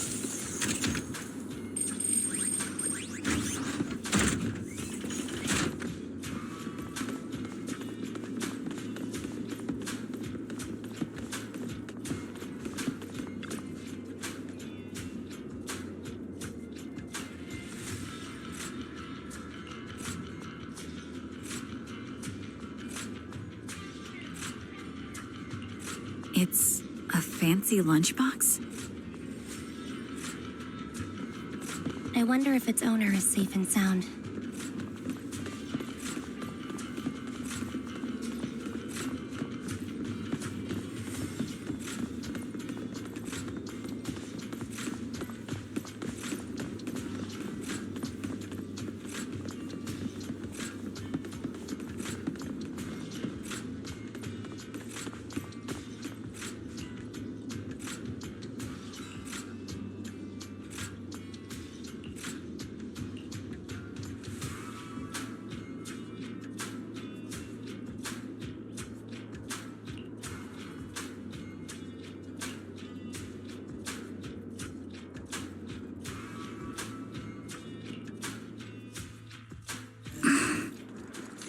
What's wrong, Vivian? You seemed worried for a while now.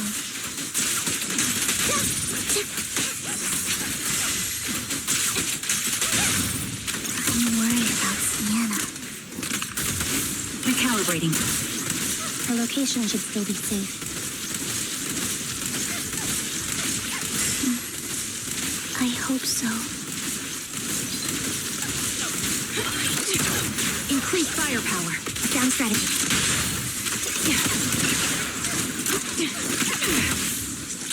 Light him up.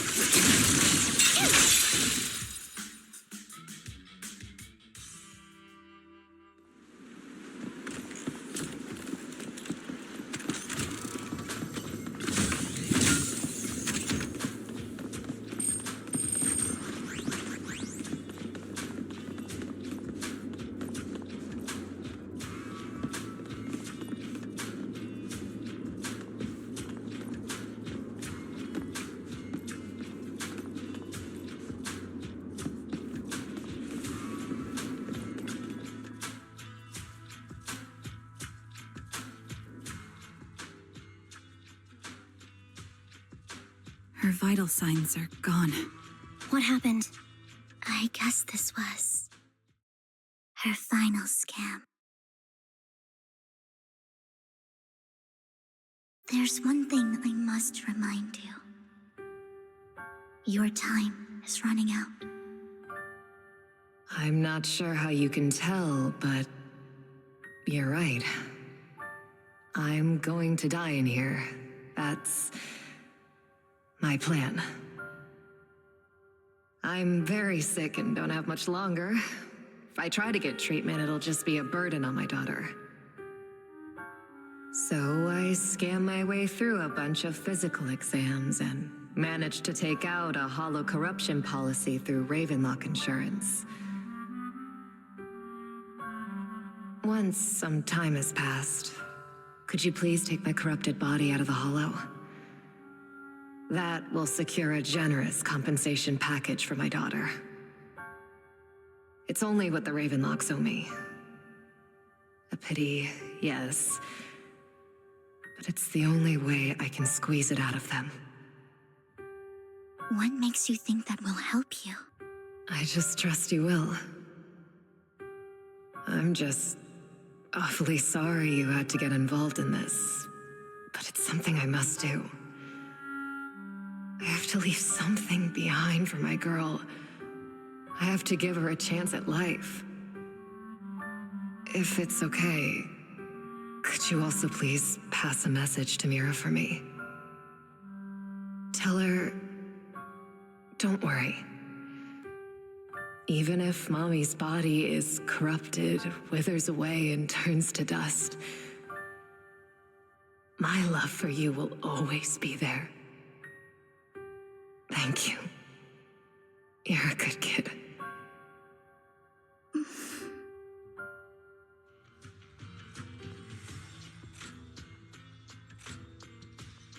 She was betting that we'd help her. So, you were aware of this the whole time? Yes. Because I saw it.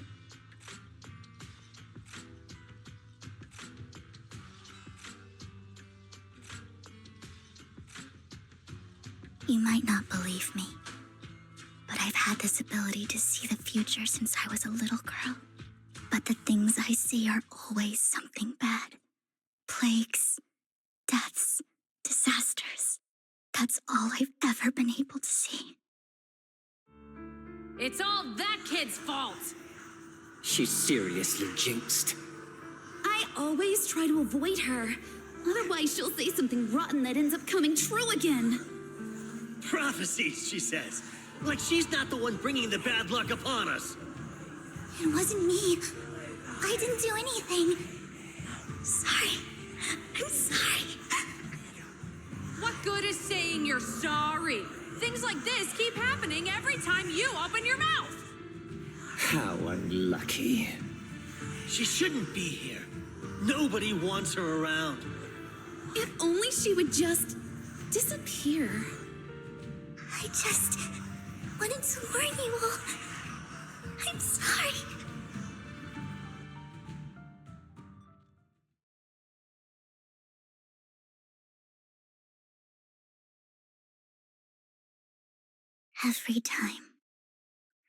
Every time it's the same. In the end, there's nothing I can change. Sometimes I even wonder whether it's me predicting these things, or if my very existence is manifesting these calamities. Vivian, it's not your fault. You were just trying to be kind and warn them about impending disasters. I can tell it's never been easy for you. Thank you. No matter what. I just hope she finally gets to rest in peace. I hope no misfortune, whether I foresee it or not, ever happens to anyone.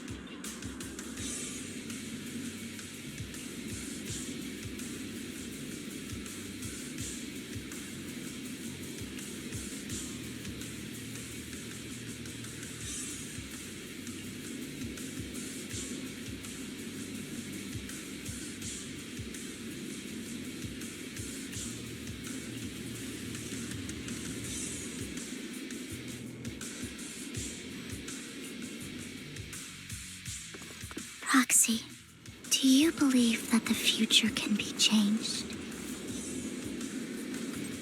Whoa, that's kind of an out-of-the-blue question. Let me think. I think it can. Is that so?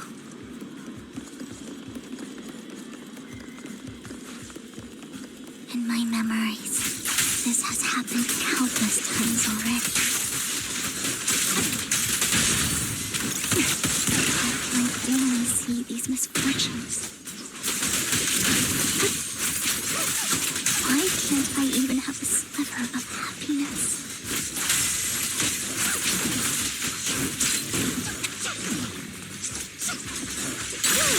Off balance.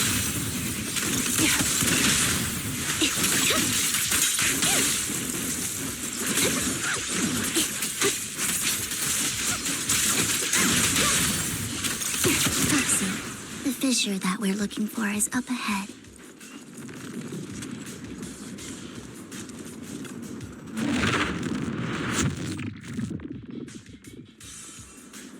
Escape revision activate.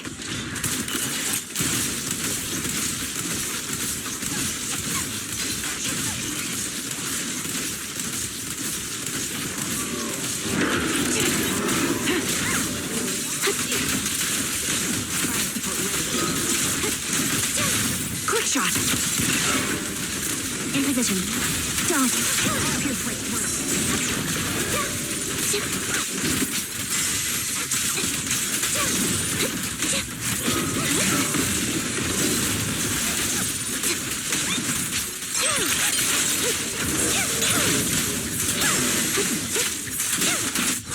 Resolve. The target's weary.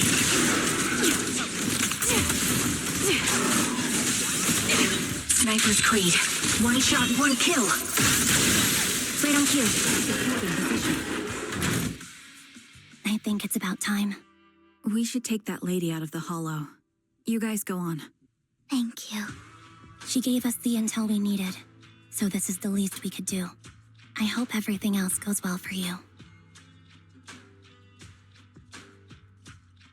Master Proxy, is there anything you'd like to know? You can just ask.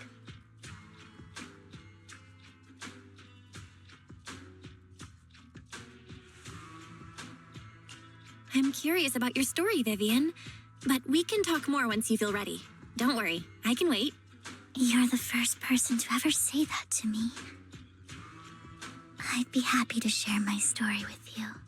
These premonitions I see are not within my control, and they always come to me in a flash, like a flood of images in my mind. Most of the time, I see death, disease, accidents, and disasters. Of course, there are also some non-fatal mutilations. But every time, without exception, they end up happening. And I can never prevent or change them. That's all I have to say about it. If that offends Master Proxy and you don't want to hang out with me anymore, then I can understand. Why would I be offended? That's just who you are, Vivian. Besides, we're friends. I've always considered this ability as a curse. It's not a curse. If anything, I think you've been given a gift. Thank you. Really. Well, it's getting late. Bringer's belongings ought to be around here somewhere. Let's take a closer look.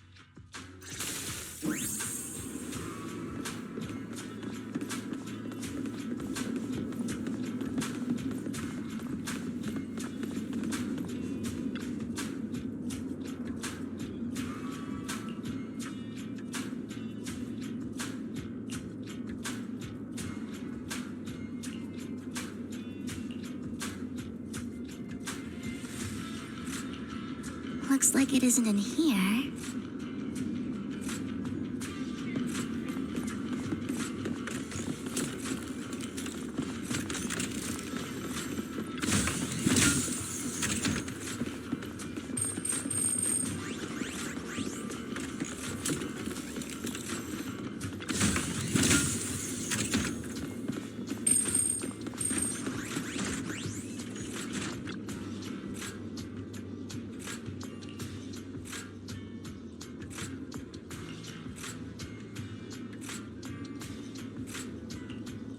Strange, there's nothing in here.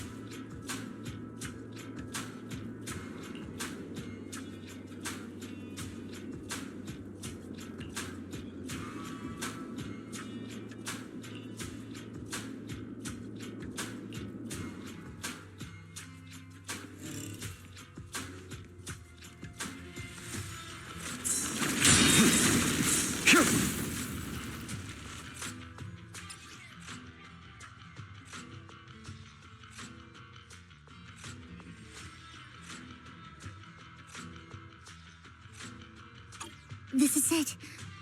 This notebook is what Bringer left behind. But I don't know what these markings on it mean.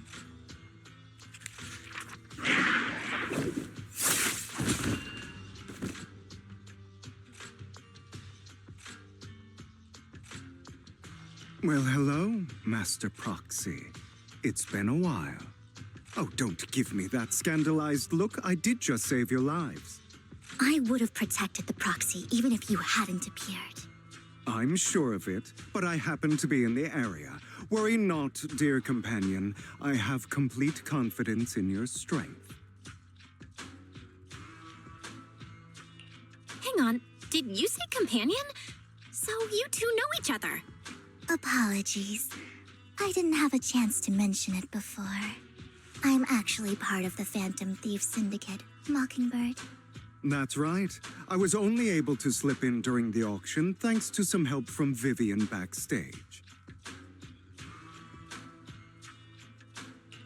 So, the whole time, you were only bidding on the collection so you could get backstage and mess with things? I warned you before. You can't rely on appearances.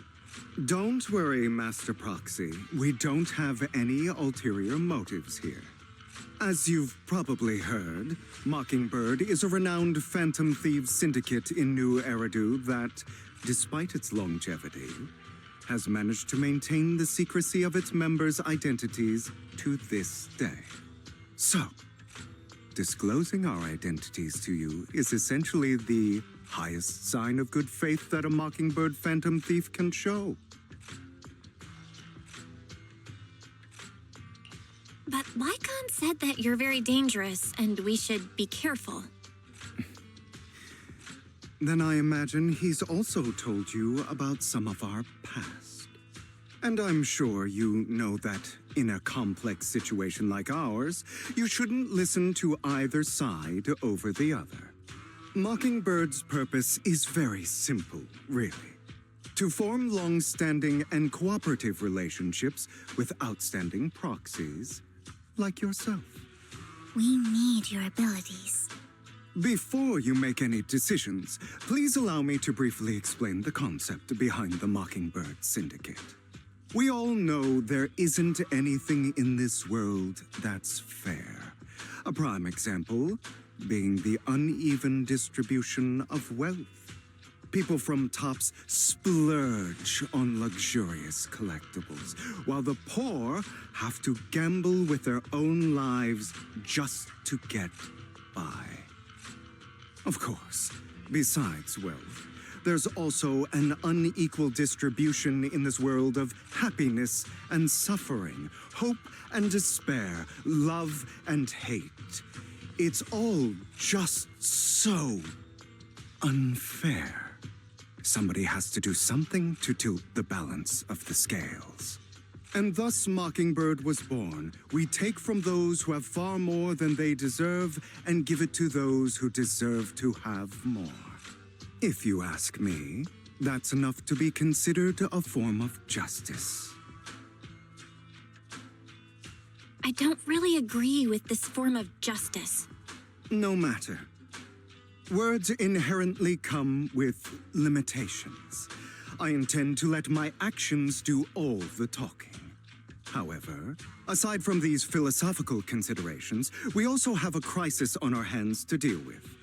As you know, the Exaltists are plotting to use the power of sacrifice to launch an attack on all of New Eridu. We can provide you with all the latest intel, just like that notebook you found. Something those pompous housekeepers would never be willing to do. And the most crucial part of this whole game, the sacrifice core, is currently in my possession. I think that makes this a highly competitive deal. We share the same goal for the moment, stopping the impending disaster from playing out. I need some time to think about it. How about this? If you still have misgivings about our upcoming cooperation, then why don't you bring Lycon along with you?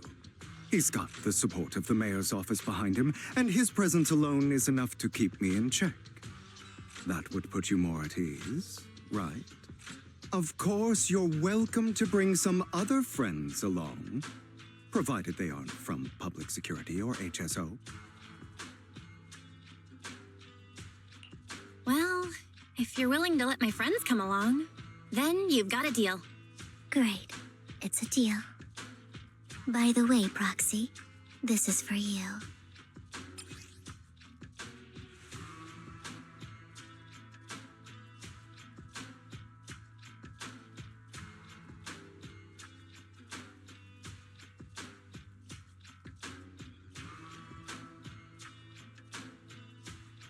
Consider it a souvenir commemorating our first time working together.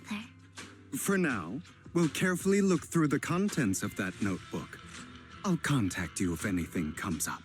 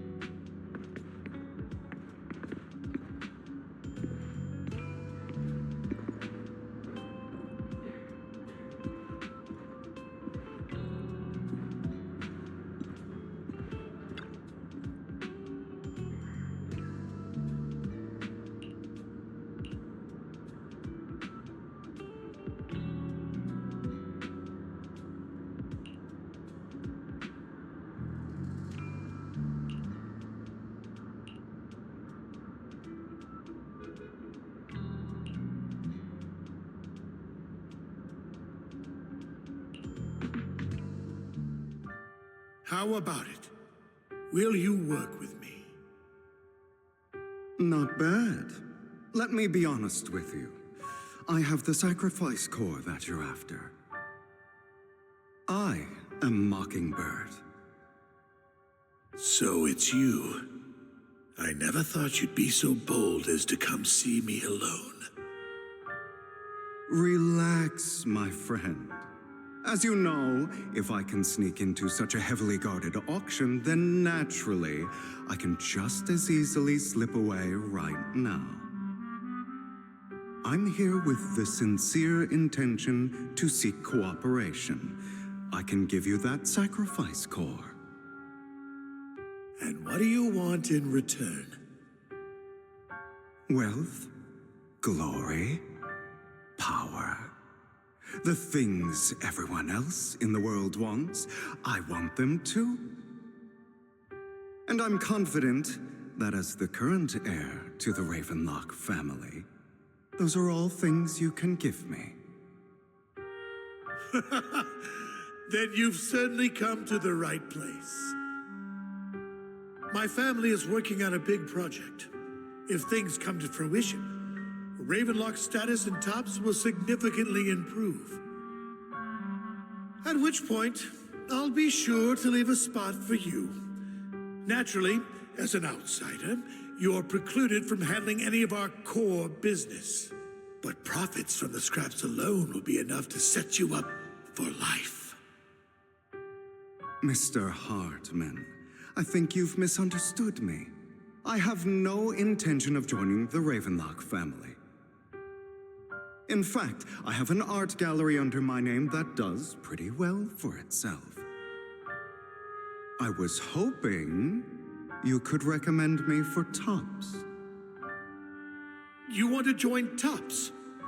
That's easier said than done. Even for a family like ours, it would still require significant effort and... Just answer me yes or no. I don't think either of us can afford to waste time. I understand. Yes, you have my word. But in exchange, you'll have to give me the sacrifice core first. I'm sorry, but I'm afraid I can't. I've already hidden it somewhere safe, a place nobody else but me knows. You don't want to put all your chips on the table when dealing with Tops. I know that far too well. Then that means I also need to keep an eye out when working with the infamous Mockingbird, right? Mr. Hartman, I should remind you that I stand before you undisguised. Coming from a phantom thief who's never publicly revealed his identity, shouldn't that be sufficient assurance? If I betray you, then you merely need to lift a finger to wipe me from the face of this world. You do make a valid point there. In that case, you have a deal. I appreciate your trust. Why don't we celebrate our new partnership with a toast?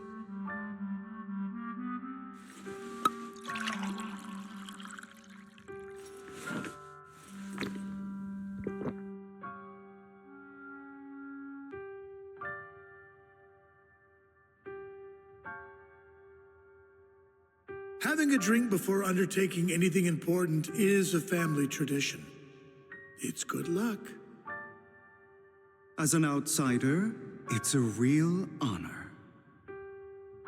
By the way, you aren't the only member of your organization, are you? Shouldn't all your companions agree to this deal first? You don't have to worry about that. I'll make sure she agrees. Otherwise, I'll get rid of her too. Seems you'll do whatever it takes to get things done. Great things lie ahead for someone like you. All right, let's leave it at that for today. I'll contact you about what to do next.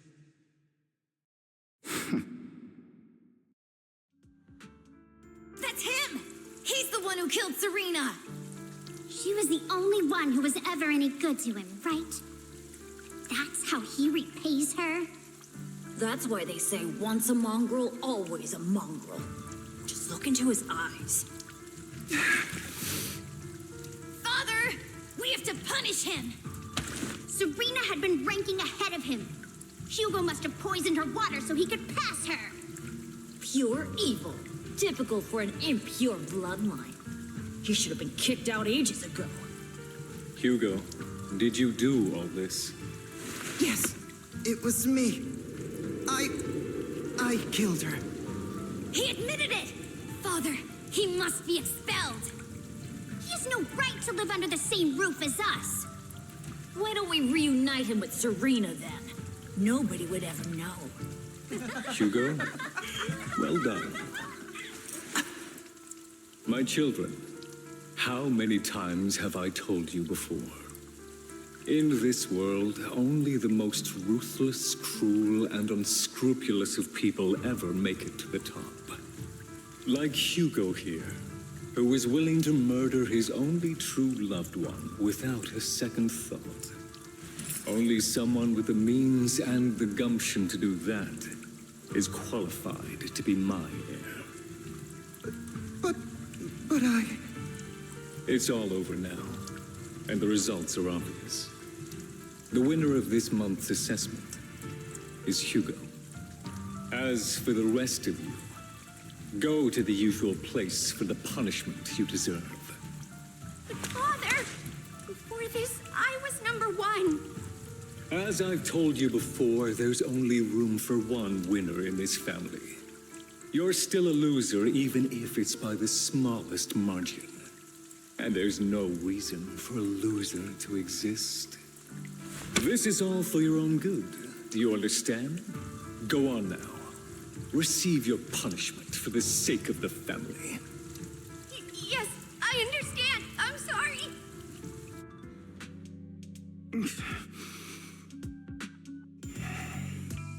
That really brought up some unpleasant memories. It won't be long. Soon, it'll all be over.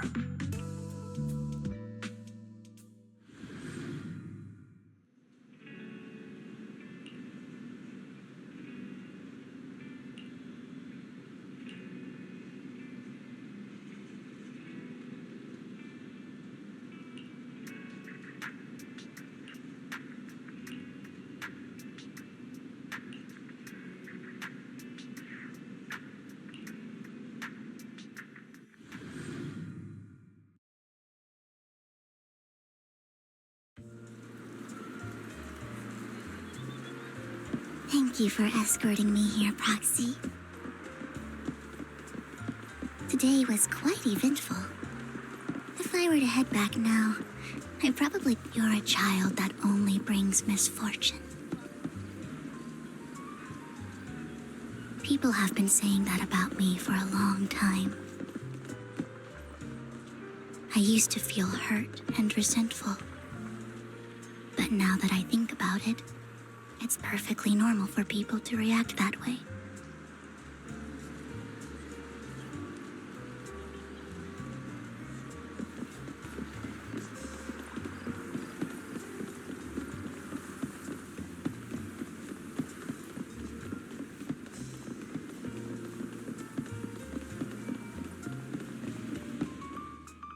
Why do I only predict suffering? If I could predict happy things, joyful things, would people like me a little more? Maybe fate truly is set in stone. Often, I want to help these people avoid their miserable fates.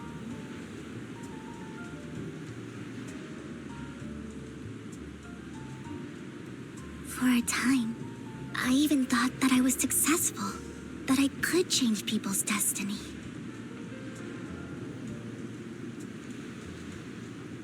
But it was all an illusion. In the end, I couldn't do anything at all. So, I was really happy when you said that my abilities weren't a curse, but a gift.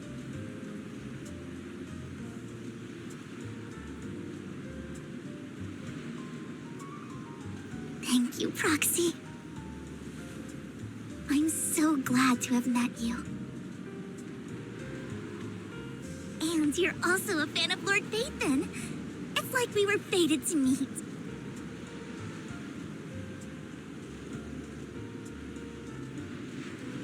I don't know why, but I feel completely at ease when I'm by your side. I feel like I'm free from judgment, from blame. Like, I don't need to worry about anything, and can just be my own true self. Perhaps people really do possess an aura, and ours just so happen to be extremely compatible.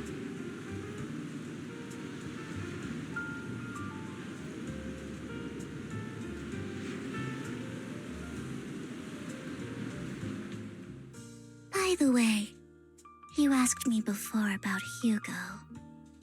I don't really know much about him. He rarely ever talks about his past. But judging from his eye colors, you can guess he's probably the bastard son of a renowned family. I think his mother was very worried about his different colored eyes, and even wanted to get rid of him at one point. But then his family offered a huge price and bought him off his mother for some reason. And just like that, he moved from a leaky and drafty boarding room to a luxurious mansion. But he's also mentioned that the extravagant home is actually like hell for him. I think it's probably because the family treats him terribly. I digress. He ran away and ended up meeting Lycon and his master. After that, they formed Mockingbird together and experienced a rare period of happiness. Until Lycon's betrayal. So, what's your take on Hugo? I imagine I would still be wandering around now if I had never met him. To me, Hugo is just like an older brother. I've always felt as though he's carrying some heavy burden with him. But that's a secret he's kept to himself. Something he'll never tell me. Sometimes when I look into his eyes, I can feel that he's really struggling with something. Even though he may say some extreme things, Hugo really isn't a bad person. I think one day he'll tell me his secret. Until then, I just have to wait. Wait and trust him.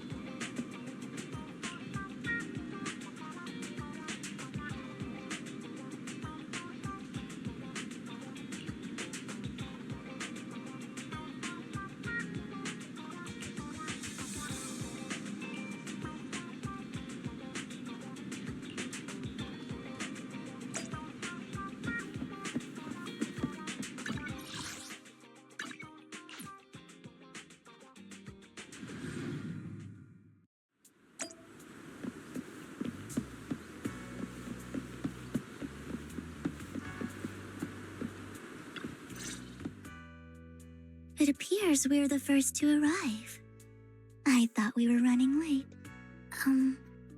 This might sound weird, but it's nice to think about getting to work with you from now on.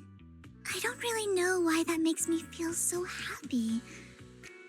Oh, it's because we're fellow fans! Anyone who likes Lord Phaethon can't be a bad guy. For sure. Of course, Lord Phaethon is the greatest there will ever be, but you're definitely the best proxy I've ever met in person. Hugo told me before that you're really skilled, and he said we'd get along great. I never expected he'd be so right. Oh, by the way, would you like to come by my place if you have time later? I have a huge collection of Lord Phaethon merch. Lord Phaethon doesn't have any merch out there, right? I mean, we don't even know what he looks like, for starters. It's all my own original merch, like screenshots of old internet comments. I print them out and turn them into postcards. Plus the avatars Lord Phaethon's used, the music playlists they recommend. I've organized it all. I'd love to show it all to you if we get the chance. Well, I appreciate the thought. Speaking of which, what's taking those two so long? Hugo said he had some preparations to do before entering the Hollow. I wonder how that's coming along.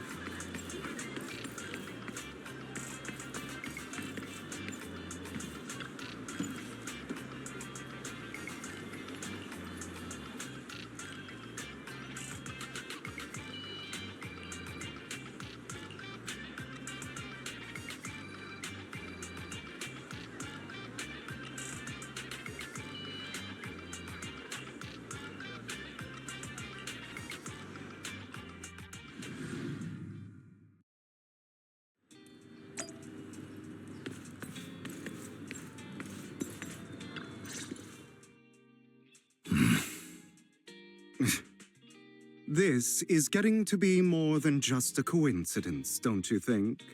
Or perhaps you are actually stalking me. If I was stalking you, you wouldn't ever know. Overconfident as always.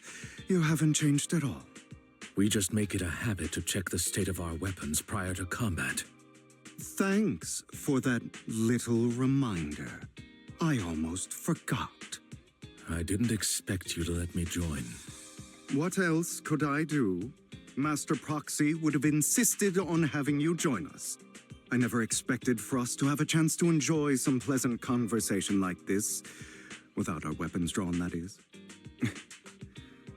It really has been too long. I still remember when we first established Mockingbird. Indeed. That was a long time ago. Thankfully, Jack went in peace. He must have known about his condition for some time. He even left us with instructions. Passing peacefully in your sleep is the most natural way to go. I'm happy for him. By the way, Lycon, Have you given it any thought yet? You mean about our guild for Phantom Thieves? Yeah. It's time for us to build an organization of our own. Jack always supported the idea, didn't he? I don't have any objections. But what should we call it then? How about Mockingbird? It's a bird known for mimicking the calls of others to blend in. The same way we don high society roles for ourselves when we're out on a mission. Oh, oops. I nearly forgot. You're a terrible actor, and you're always flubbing your lines. I guess we can rule out that name, then. No, call it Mockingbird. We're always just putting on an act, aren't we? I won't slip up on our next mission. Besides, we still ran missions together even when we didn't have a name. Having one now won't really make a difference. No. It does make a difference, Lycon. And I don't just want a name. I want Mockingbird to become a symbol, like the sword of Damocles hanging over everyone's heads, striking fear into the hearts of the rich and cruel whenever they hear the name. Just like Jack used to say, this world isn't fair. So that's why we have to influence it however we can, and change things in our own way. But on the basis of not causing harm to other people's lives. That's also what Jack used to say. You remember, don't you? Of course I remember. All right, I promise. That sounded pretty forced. Don't forget, things don't end well for people who break their oaths. I'm good for my word. You must trust your fellow companions. That's also something Jack would say. Well then, today's the day that Mockingbird will officially start flying. Our first order of business, deciding on our symbol.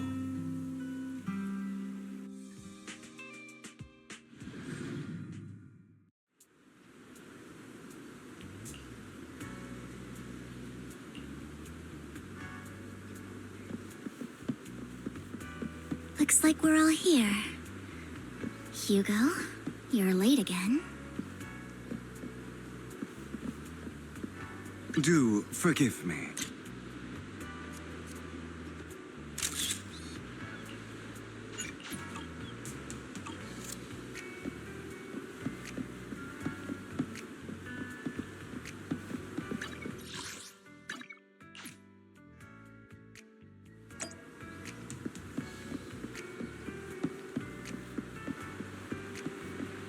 Looks like we're all here.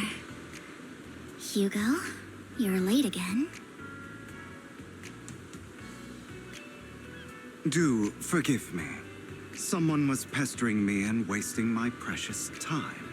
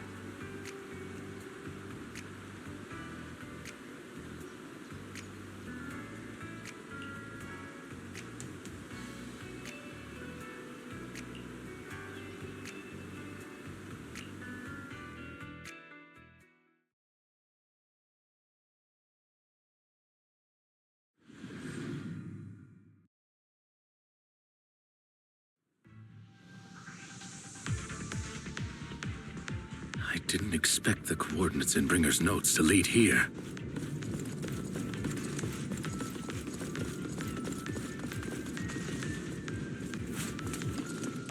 Oh, are you familiar with this place? More familiar than you, it seems. Proxy, if they're being too noisy, can I take action?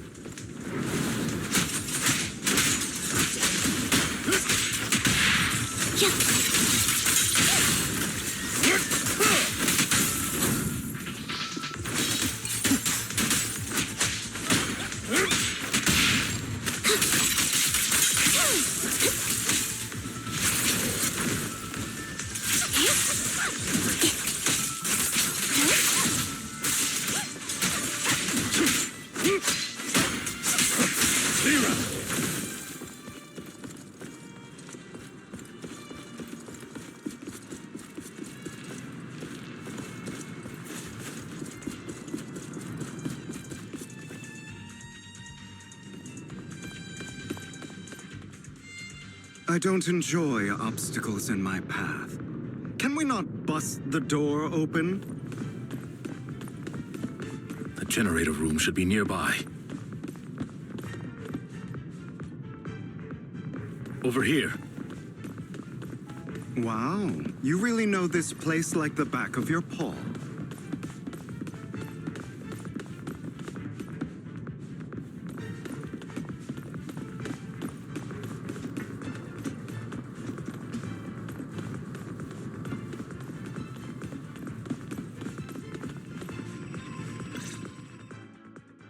Master Proxy, I hate to be the bearer of bad news, but there's something wrong with the circuit. It seems to be blocked. Don't tell me. Victoria Housekeeping's high and mighty attendants can't even fix a simple circuit. I can fix it, but I'll need a circuit diagram before I can do anything. I've seen diagrams for this type of circuit before. It's a pity that we're unable to connect to the outside world from inside the hollow. Just leave that problem to me. Vel, I just sent an image of a circuit diagram to your phone. Check if you received it. Thank you very much, Master Proxy. Now then, let's start repairing this circuit.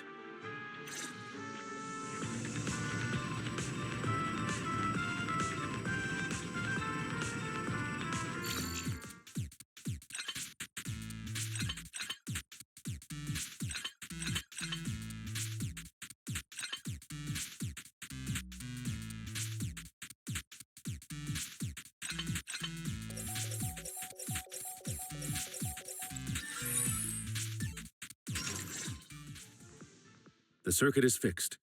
We should now be able to open that door. Wait up. Wait a second. Something just doesn't add up. It's all coming together now. Communicating with the outside world from within a hollow. And getting that circuit diagram. In theory, there's only one person who could ever do that. Could it be your Lord Phaethon? Impossible. There's no way. But then again, only Phaethon could have done that. I mean, you're an incredible proxy, sure. And you're a good person. But could you really be Lord Phaethon? That's me. I'm Phaethon. Sorry, I just never had the chance to tell you. Unbelievable. Lord Phaethon, I've been your biggest fan for years now. Goodness me, Lord Phaethon was right in front of me all along, and I had no idea. This is like a dream. Could you, I mean, if you're willing, could you please give me an autograph and a group photo and... Anything you want. We just gotta get out of the hollow first. Oh, okay. Sorry. Guess I got a little too excited.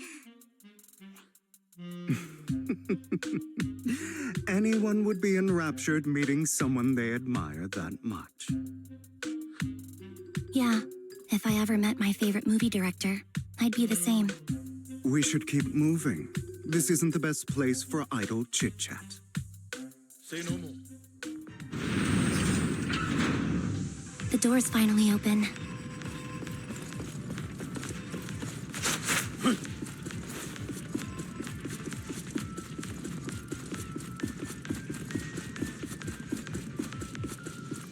The proxy is Ethan. Ethan is the proxy. This is a dream. I never want to wake up.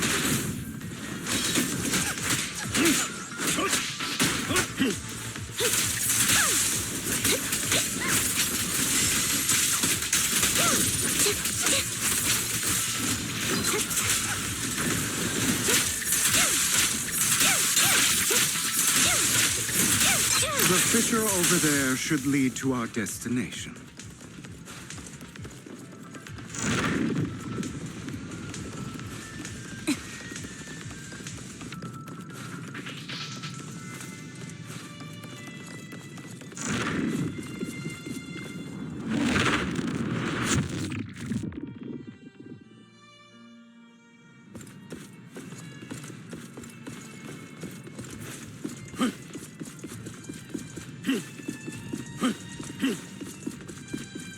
Lycon, your fighting style wasn't so reserved in the past. In position. I've matured. You call this mature? You're just being pretentious.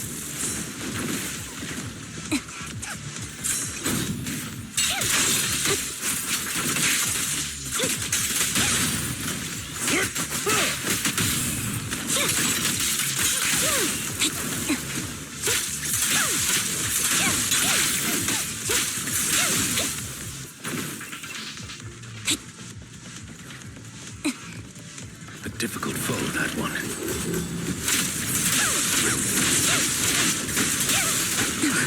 Let us leave this place at once. Ensuring Master Proxy's safety is our highest priority.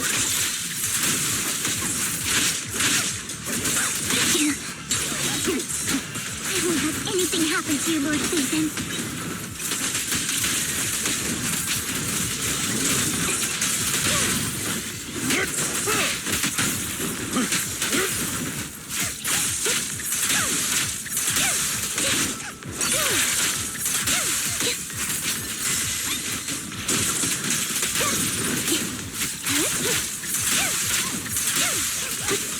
Say no more.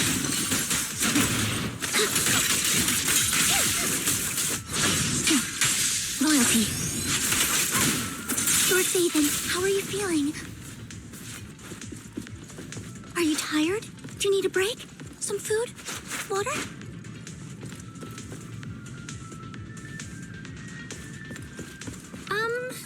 Thank you for your concern. I'm fine.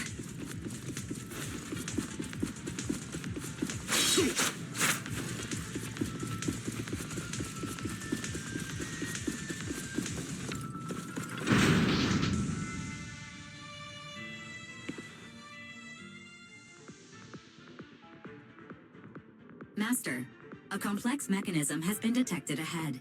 To pass through, you need to activate all 3 smaller mechanisms.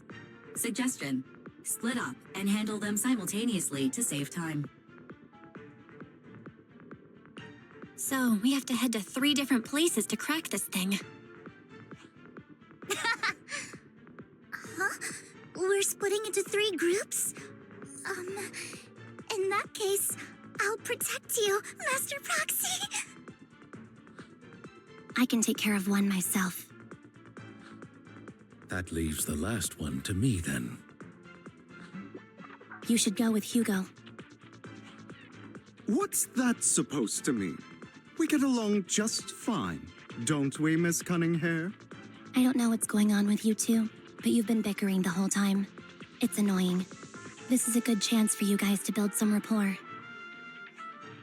Andy's got a point. Hugo, just go with Lycon.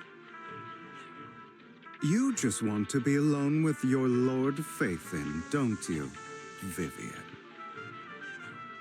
Huh? That's not it!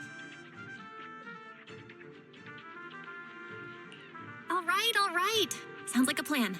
It's all decided then. If Master Proxy says so, then sure. But, Lycon, you better not slow me down. I really want to recommend you two some movies for a crash course on teamwork.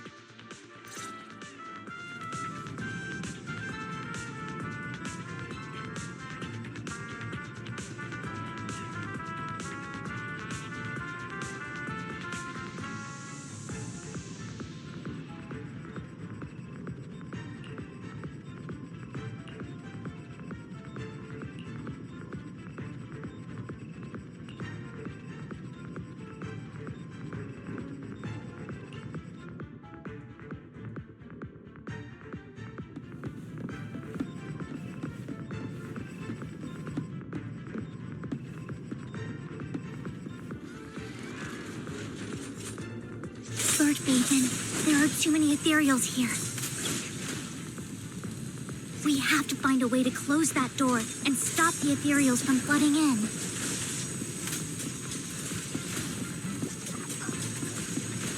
I've got this. There's no stopping me now.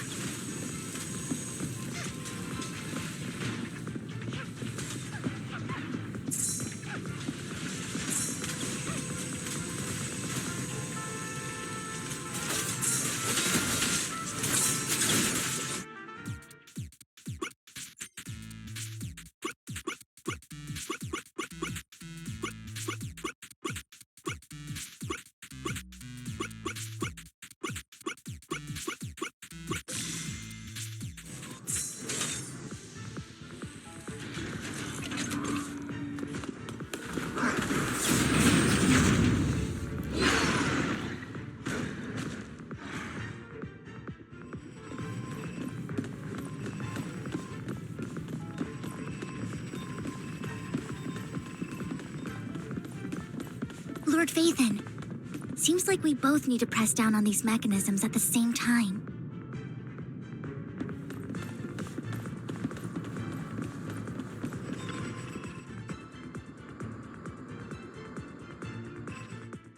Sure enough, Lord Faithin and I share a deeper connection. Sorry, I hope I'm not being too forward. Goodness me, somehow I'm fighting alongside Lord Faithin. It's like all my dreams are coming true.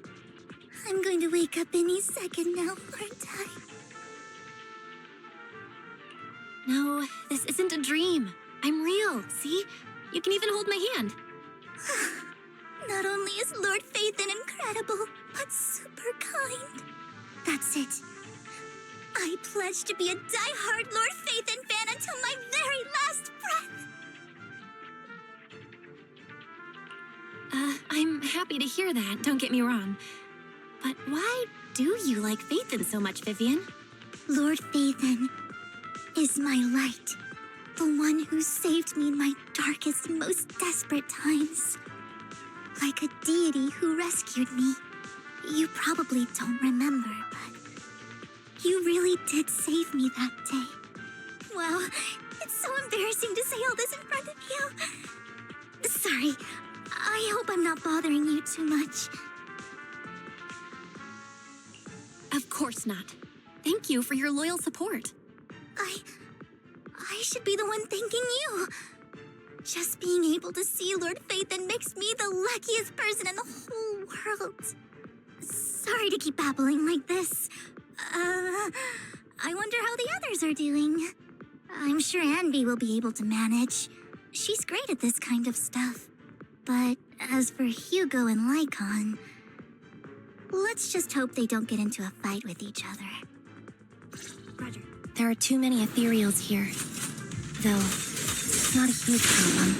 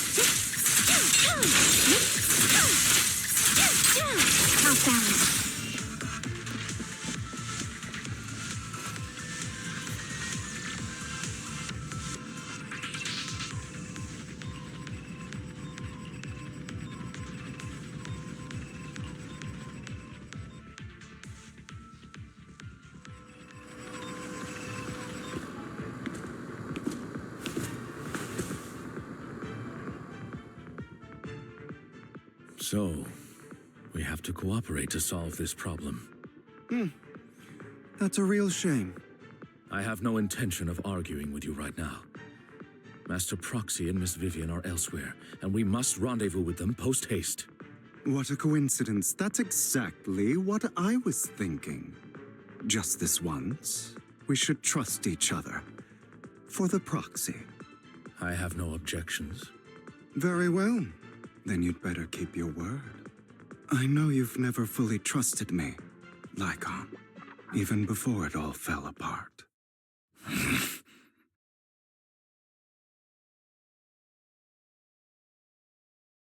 You wanted to speak to me alone? I know you and Hugo are as thick as thieves and don't hide anything from one another. But you can't tell him what I'm about to tell you.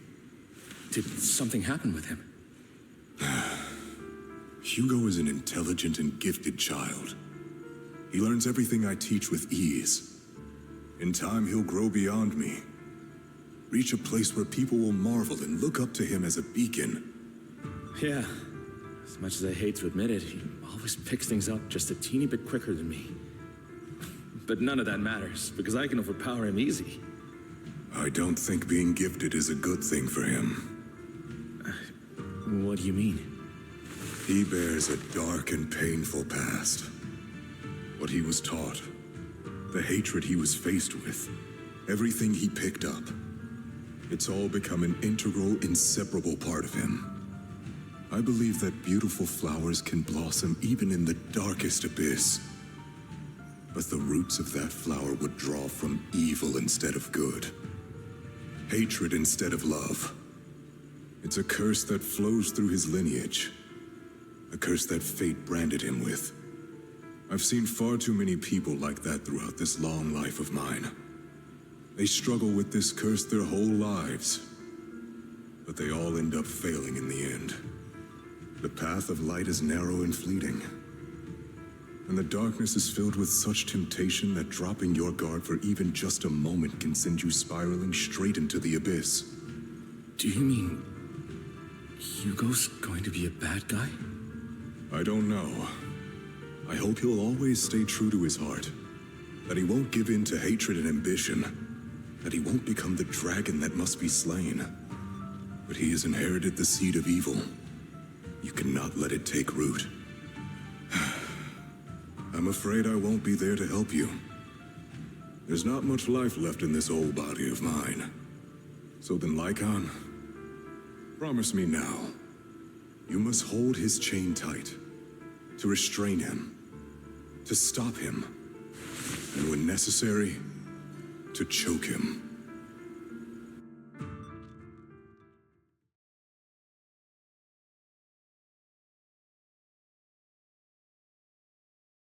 You've become slow. Or maybe you've been on guard against me this whole time, and that's what's slowing you down. Looks like I was right. Lycon, I hope you're aware that the one who betrayed Mockingbird and went to work for the Mayflowers was you. Not me. I would never betray my companion. I don't wish to repeat myself, but you should not break our oath. That's the path I've chosen, and I'm going to stick to it. But you know that path will lead you the wrong way. Who are you to lecture me about right and wrong? I believe any path that makes you feel pain must be the wrong one. Your disgusting sympathies make me sick, Lycon. There's only ever been one person who can kill me or save me, and that is me.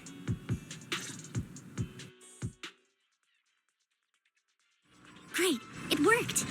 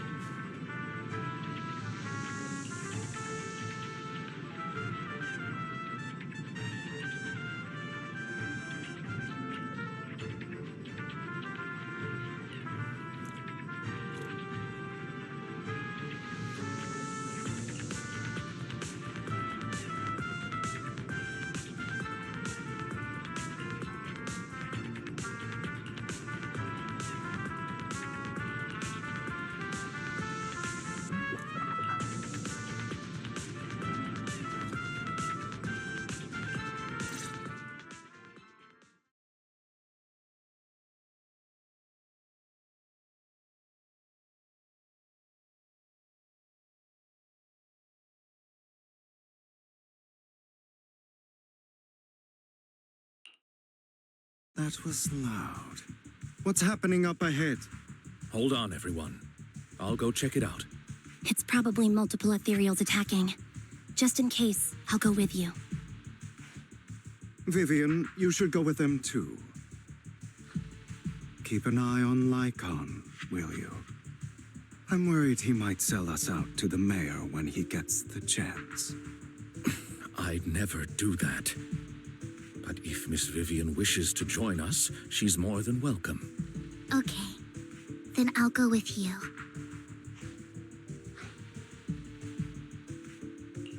Why do you look so nervous? I've spent so much time by your side already. I need to get away from Lord Phaethon for a little bit, or I might die from this overwhelming happiness. If that's the case, Miss Vivian, feel free to come along with me. Okay. All right.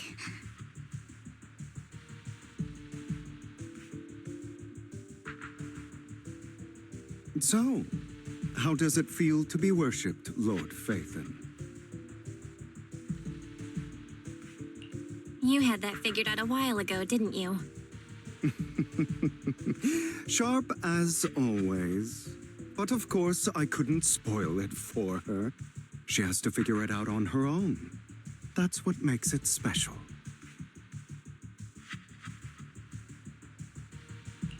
Not only that, you asked Lycon and Vivian to leave for a reason. Is there something you'd like to say to me? I can't keep anything from you, can I? I've always treated Vivian like my own little sister. Maybe it's just a coincidence, but she looks a lot like Serena. I think I mentioned it before. Serena was my half-sister. She passed away a long time ago. Vivian adores you. Whether you're Phaethon or just Belle. Of course, I also have a lot of respect for someone like you. Strong, fair, and genuinely kind. So I hope... I beg you, please keep her safe. Hang on. What's that supposed to mean? Think of it as the last bit of conscience I have left. A kid as pure as her. She should stay alongside someone who walks in the light. Like you. Not even Vivian can agree with all my beliefs. One day we'll go our separate ways. Your beliefs? What do you mean exactly? You probably heard from Lycon. We swore an oath when we started Mockingbird. We swore to use our own hands to right the wrongs in this world. But never, under any circumstances, would we take another human life. I stayed true to my words. Until my father, the man I hated, stood right before me. I could have ended his life easily, but I hesitated. I remembered that damned oath and their repeated attempts to convince me I didn't do it. Because of that, innocent people died. All because of him. If I'd killed him first, then none of those tragedies would have happened. People like him don't deserve to live. After that, I realized sometimes taking one life really can save countless others.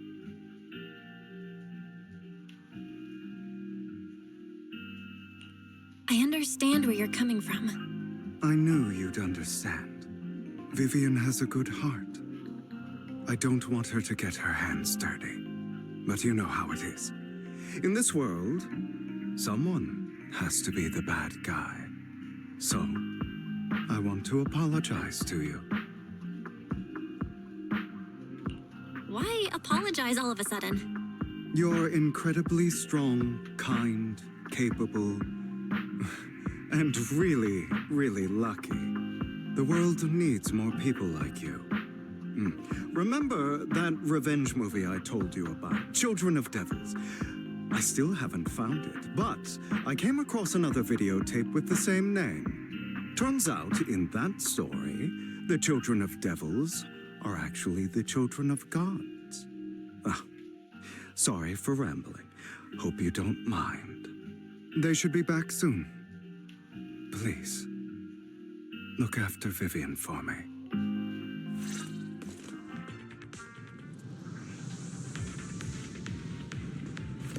In position.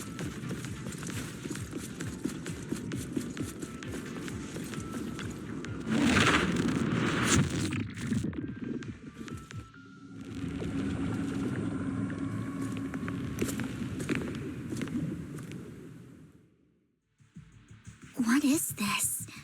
It looks like a cocoon. Careful, everyone. If I'm not mistaken, that's a sacrifice in there. It appears to be in hibernation. We don't know when it'll wake up. If it does wake up, we'll be in serious trouble.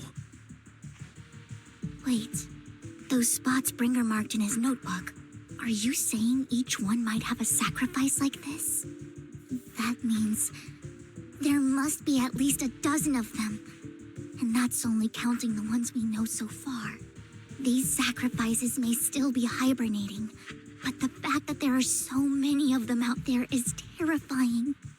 The Exaltists must have a way to revive them. And that's not all. These sacrifices can exist outside the Hollows. If they make their way into populated areas... I'm afraid it will lead to a catastrophic disaster likened to the fall of the old capital. That's almost certainly what they meant by vengeance against all New Eridu.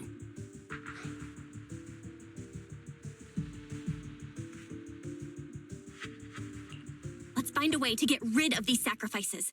We can't let the Exaltists have them. Thank you for helping me find this sacrifice. But sorry, kids. You won't be the ones to keep it. It's that annoying old man. Why is he here? I'd advise you to choose your words wisely, young lady. You're from the Ravenlock family. So it was you. That face. Oh, I know you. I heard about what happened to your friend. Truly unfortunate. If only she'd been smarter. It seems your goal was this sacrifice all along. You've been tailing us, haven't you? Keeping your distance so that I wouldn't notice. As expected of a Wolf Thyran, you are very perceptive. That's right. All thanks to your ex-partner, we were able to carry out our plan smoothly. My ex-partner? I'm not exactly happy being called that, but what he said is true.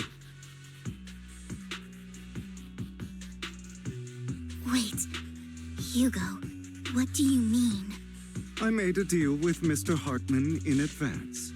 So, would you kindly step aside and let us have this sacrifice? Of course, you can choose to refuse, but if you do, then I'll have to take coercive measures. What did you offer him? Everything we know about the sacrifices plus the core itself. But why? It's simple. I want to climb higher.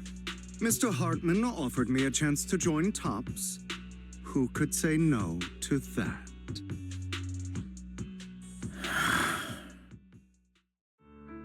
No.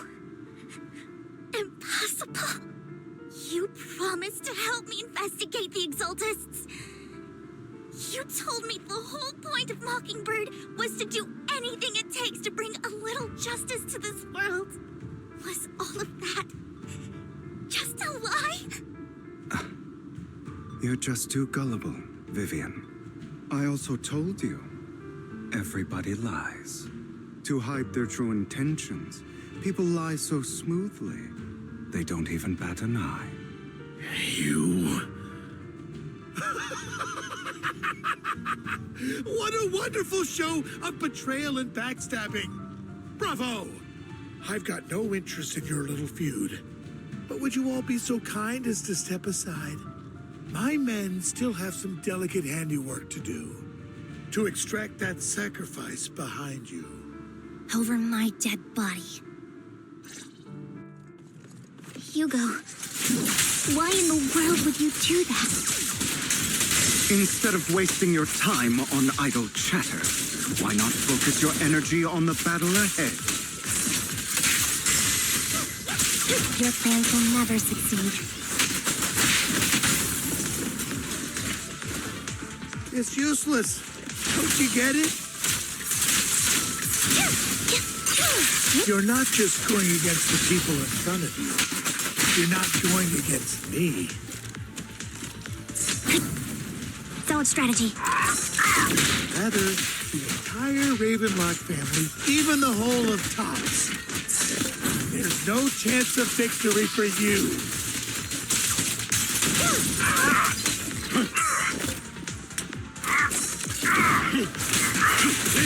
A perfect conduit.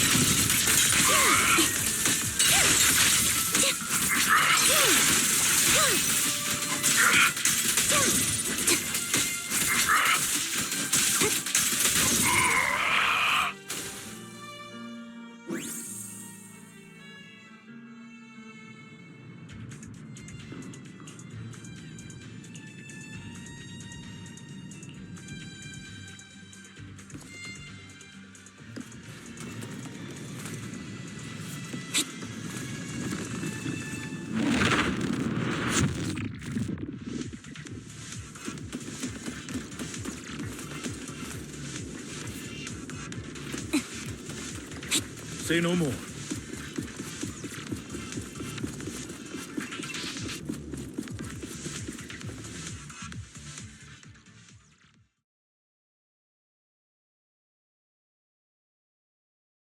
Oh, you guys are such a pain. Hugo, stop standing around. Time for you to act. We had a deal. Give me the sacrifice core now.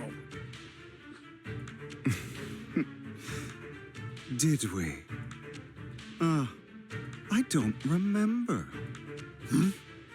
I imagine this is your favorite kind of entertainment. Watching allies betray each other, suspicion festering until it all turns to bitter hatred. Seeing people tear each other apart like wild beasts, just like your decaying family. Does it comfort that dead conscience of yours? You. What's that supposed to mean? I am loving the look on your face right now. Right when you think you've succeeded, I'm here to tell you it was all fake. None of it was real. Let this pain sink in. It's karma for what you did to me back then. You're insane. I have no idea what you're talking about. You still don't recognize me, do you? Let me give you a little hint. My full name is Hugo Vlad Ravenlock. That's impossible. You're part of our family? I may be an illegitimate child, but I have the same blood flowing in my veins as you. I know you. You're that bastard of his. Damn it. I could have sworn you were already. My dear uncle, you were never worthy of your position. You have no claim to the Ravenlock lineage. You may have killed all of my father's other children, but sorry to disappoint. I'm still alive.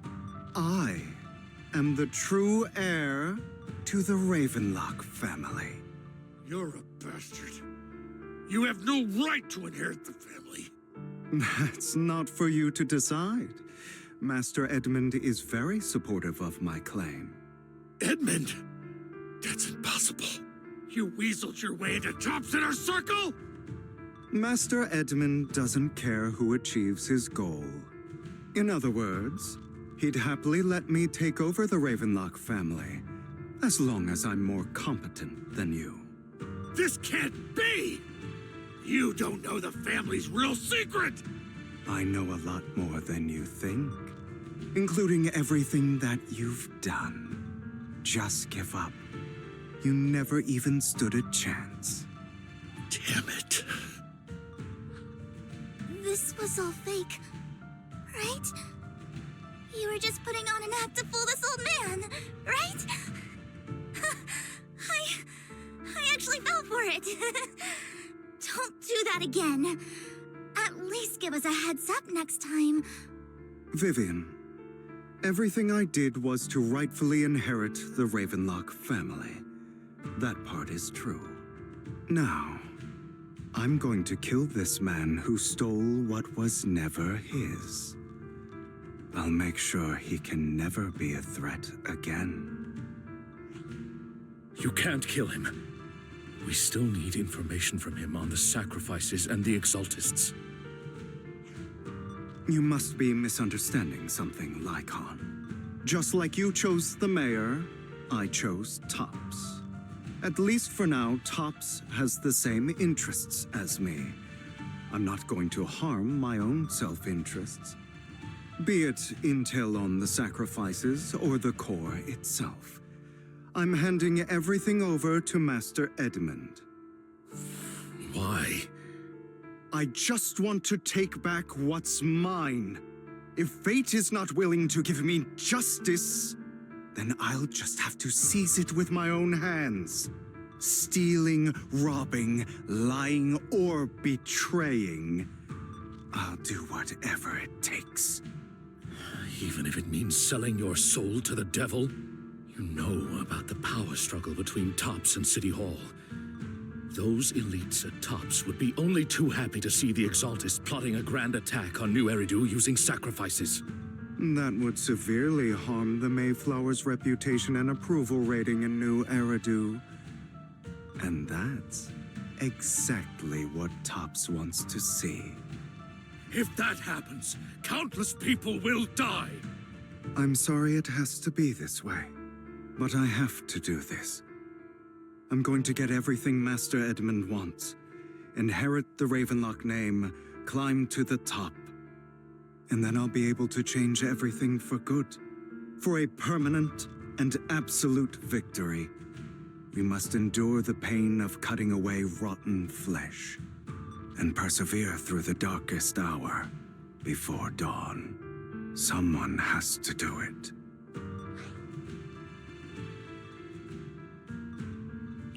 Hugo, it's not too late for you to stop. You can still walk away from this. This is the path I've chosen. Without power, resources or strength, we can't do anything. Mockingbird is the perfect example. All the talk about using our power to tip the scales of justice and hover over them like the sword of Damocles. It's just a delusion. In their eyes, we're nothing but annoying gnats. Mockingbird has never really changed anything or saved anyone. Never in the past, not now, and never will in the future. None of it matters.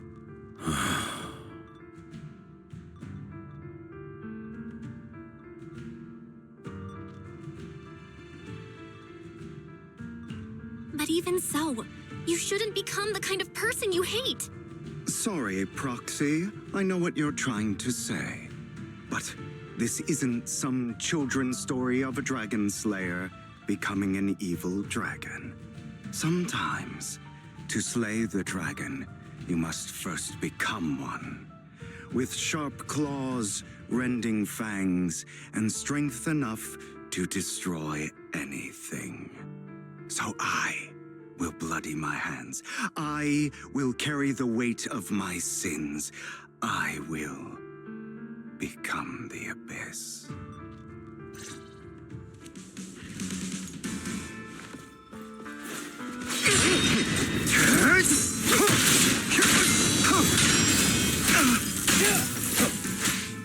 It's about time you kneel. Trying to run, are we?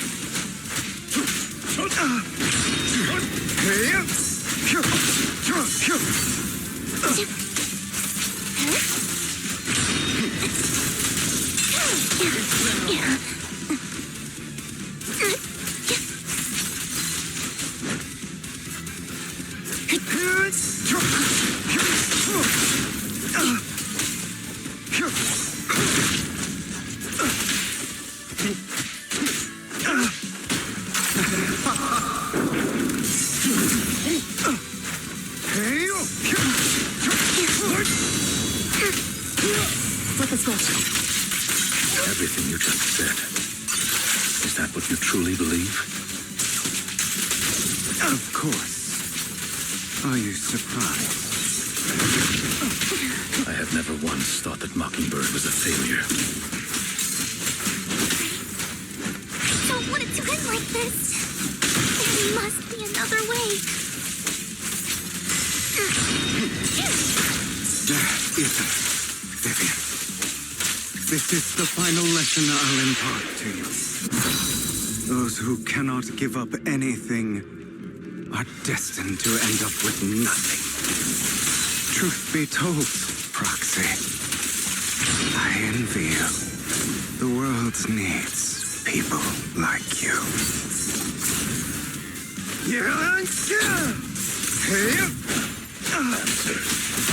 A perfect conduit.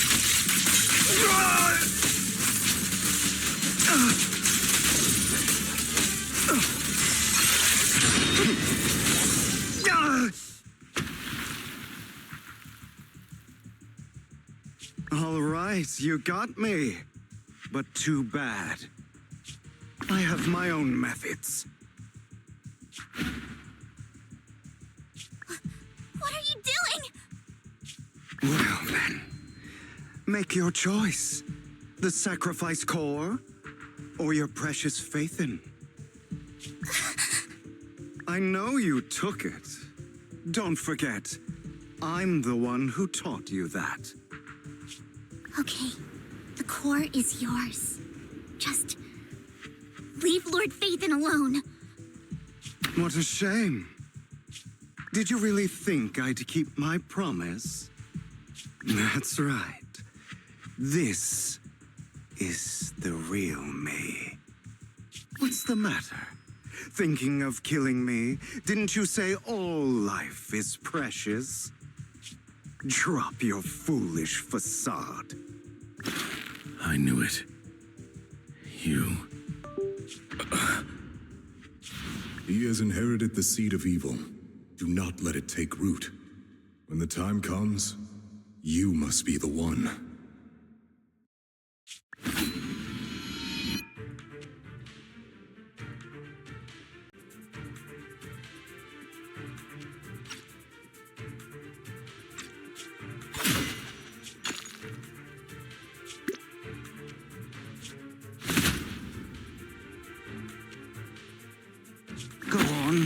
Kill me.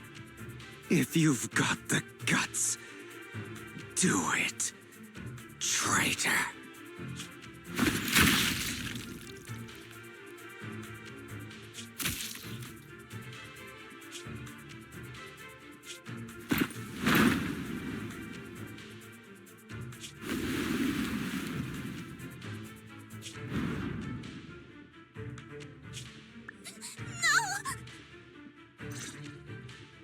Master Proxy, are you okay? Are you hurt? Don't worry, I'm fine. I just never thought things would turn out like this. Lord Vathan, I'm sorry.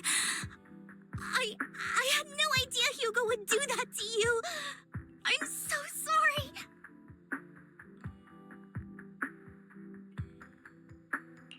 It's all right. No matter what, this isn't your fault, Vivian. If only I'd noticed sooner. I should have realized earlier.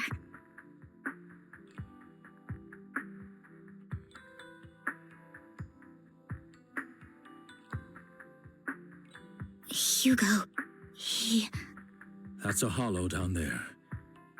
If you need, I can arrange for someone to go in and search for his body. That isn't necessary. To be frank, I thought you'd hate him for his betrayal, Miss Vivian. I do hate that he's keeping things from me, but all these years, Hugo's been like family to me. I believe he's still with us.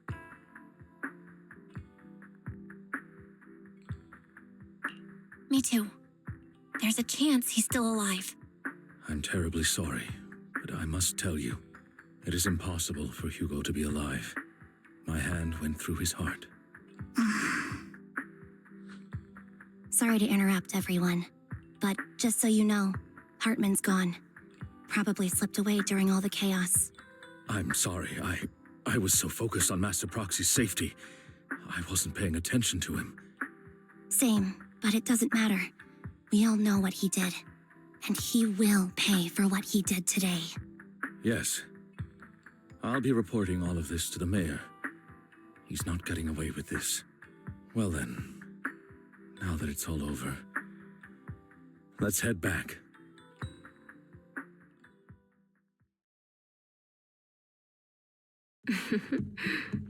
Another obstacle out of the way. She's going to be pleased about this. May the Creator guide us.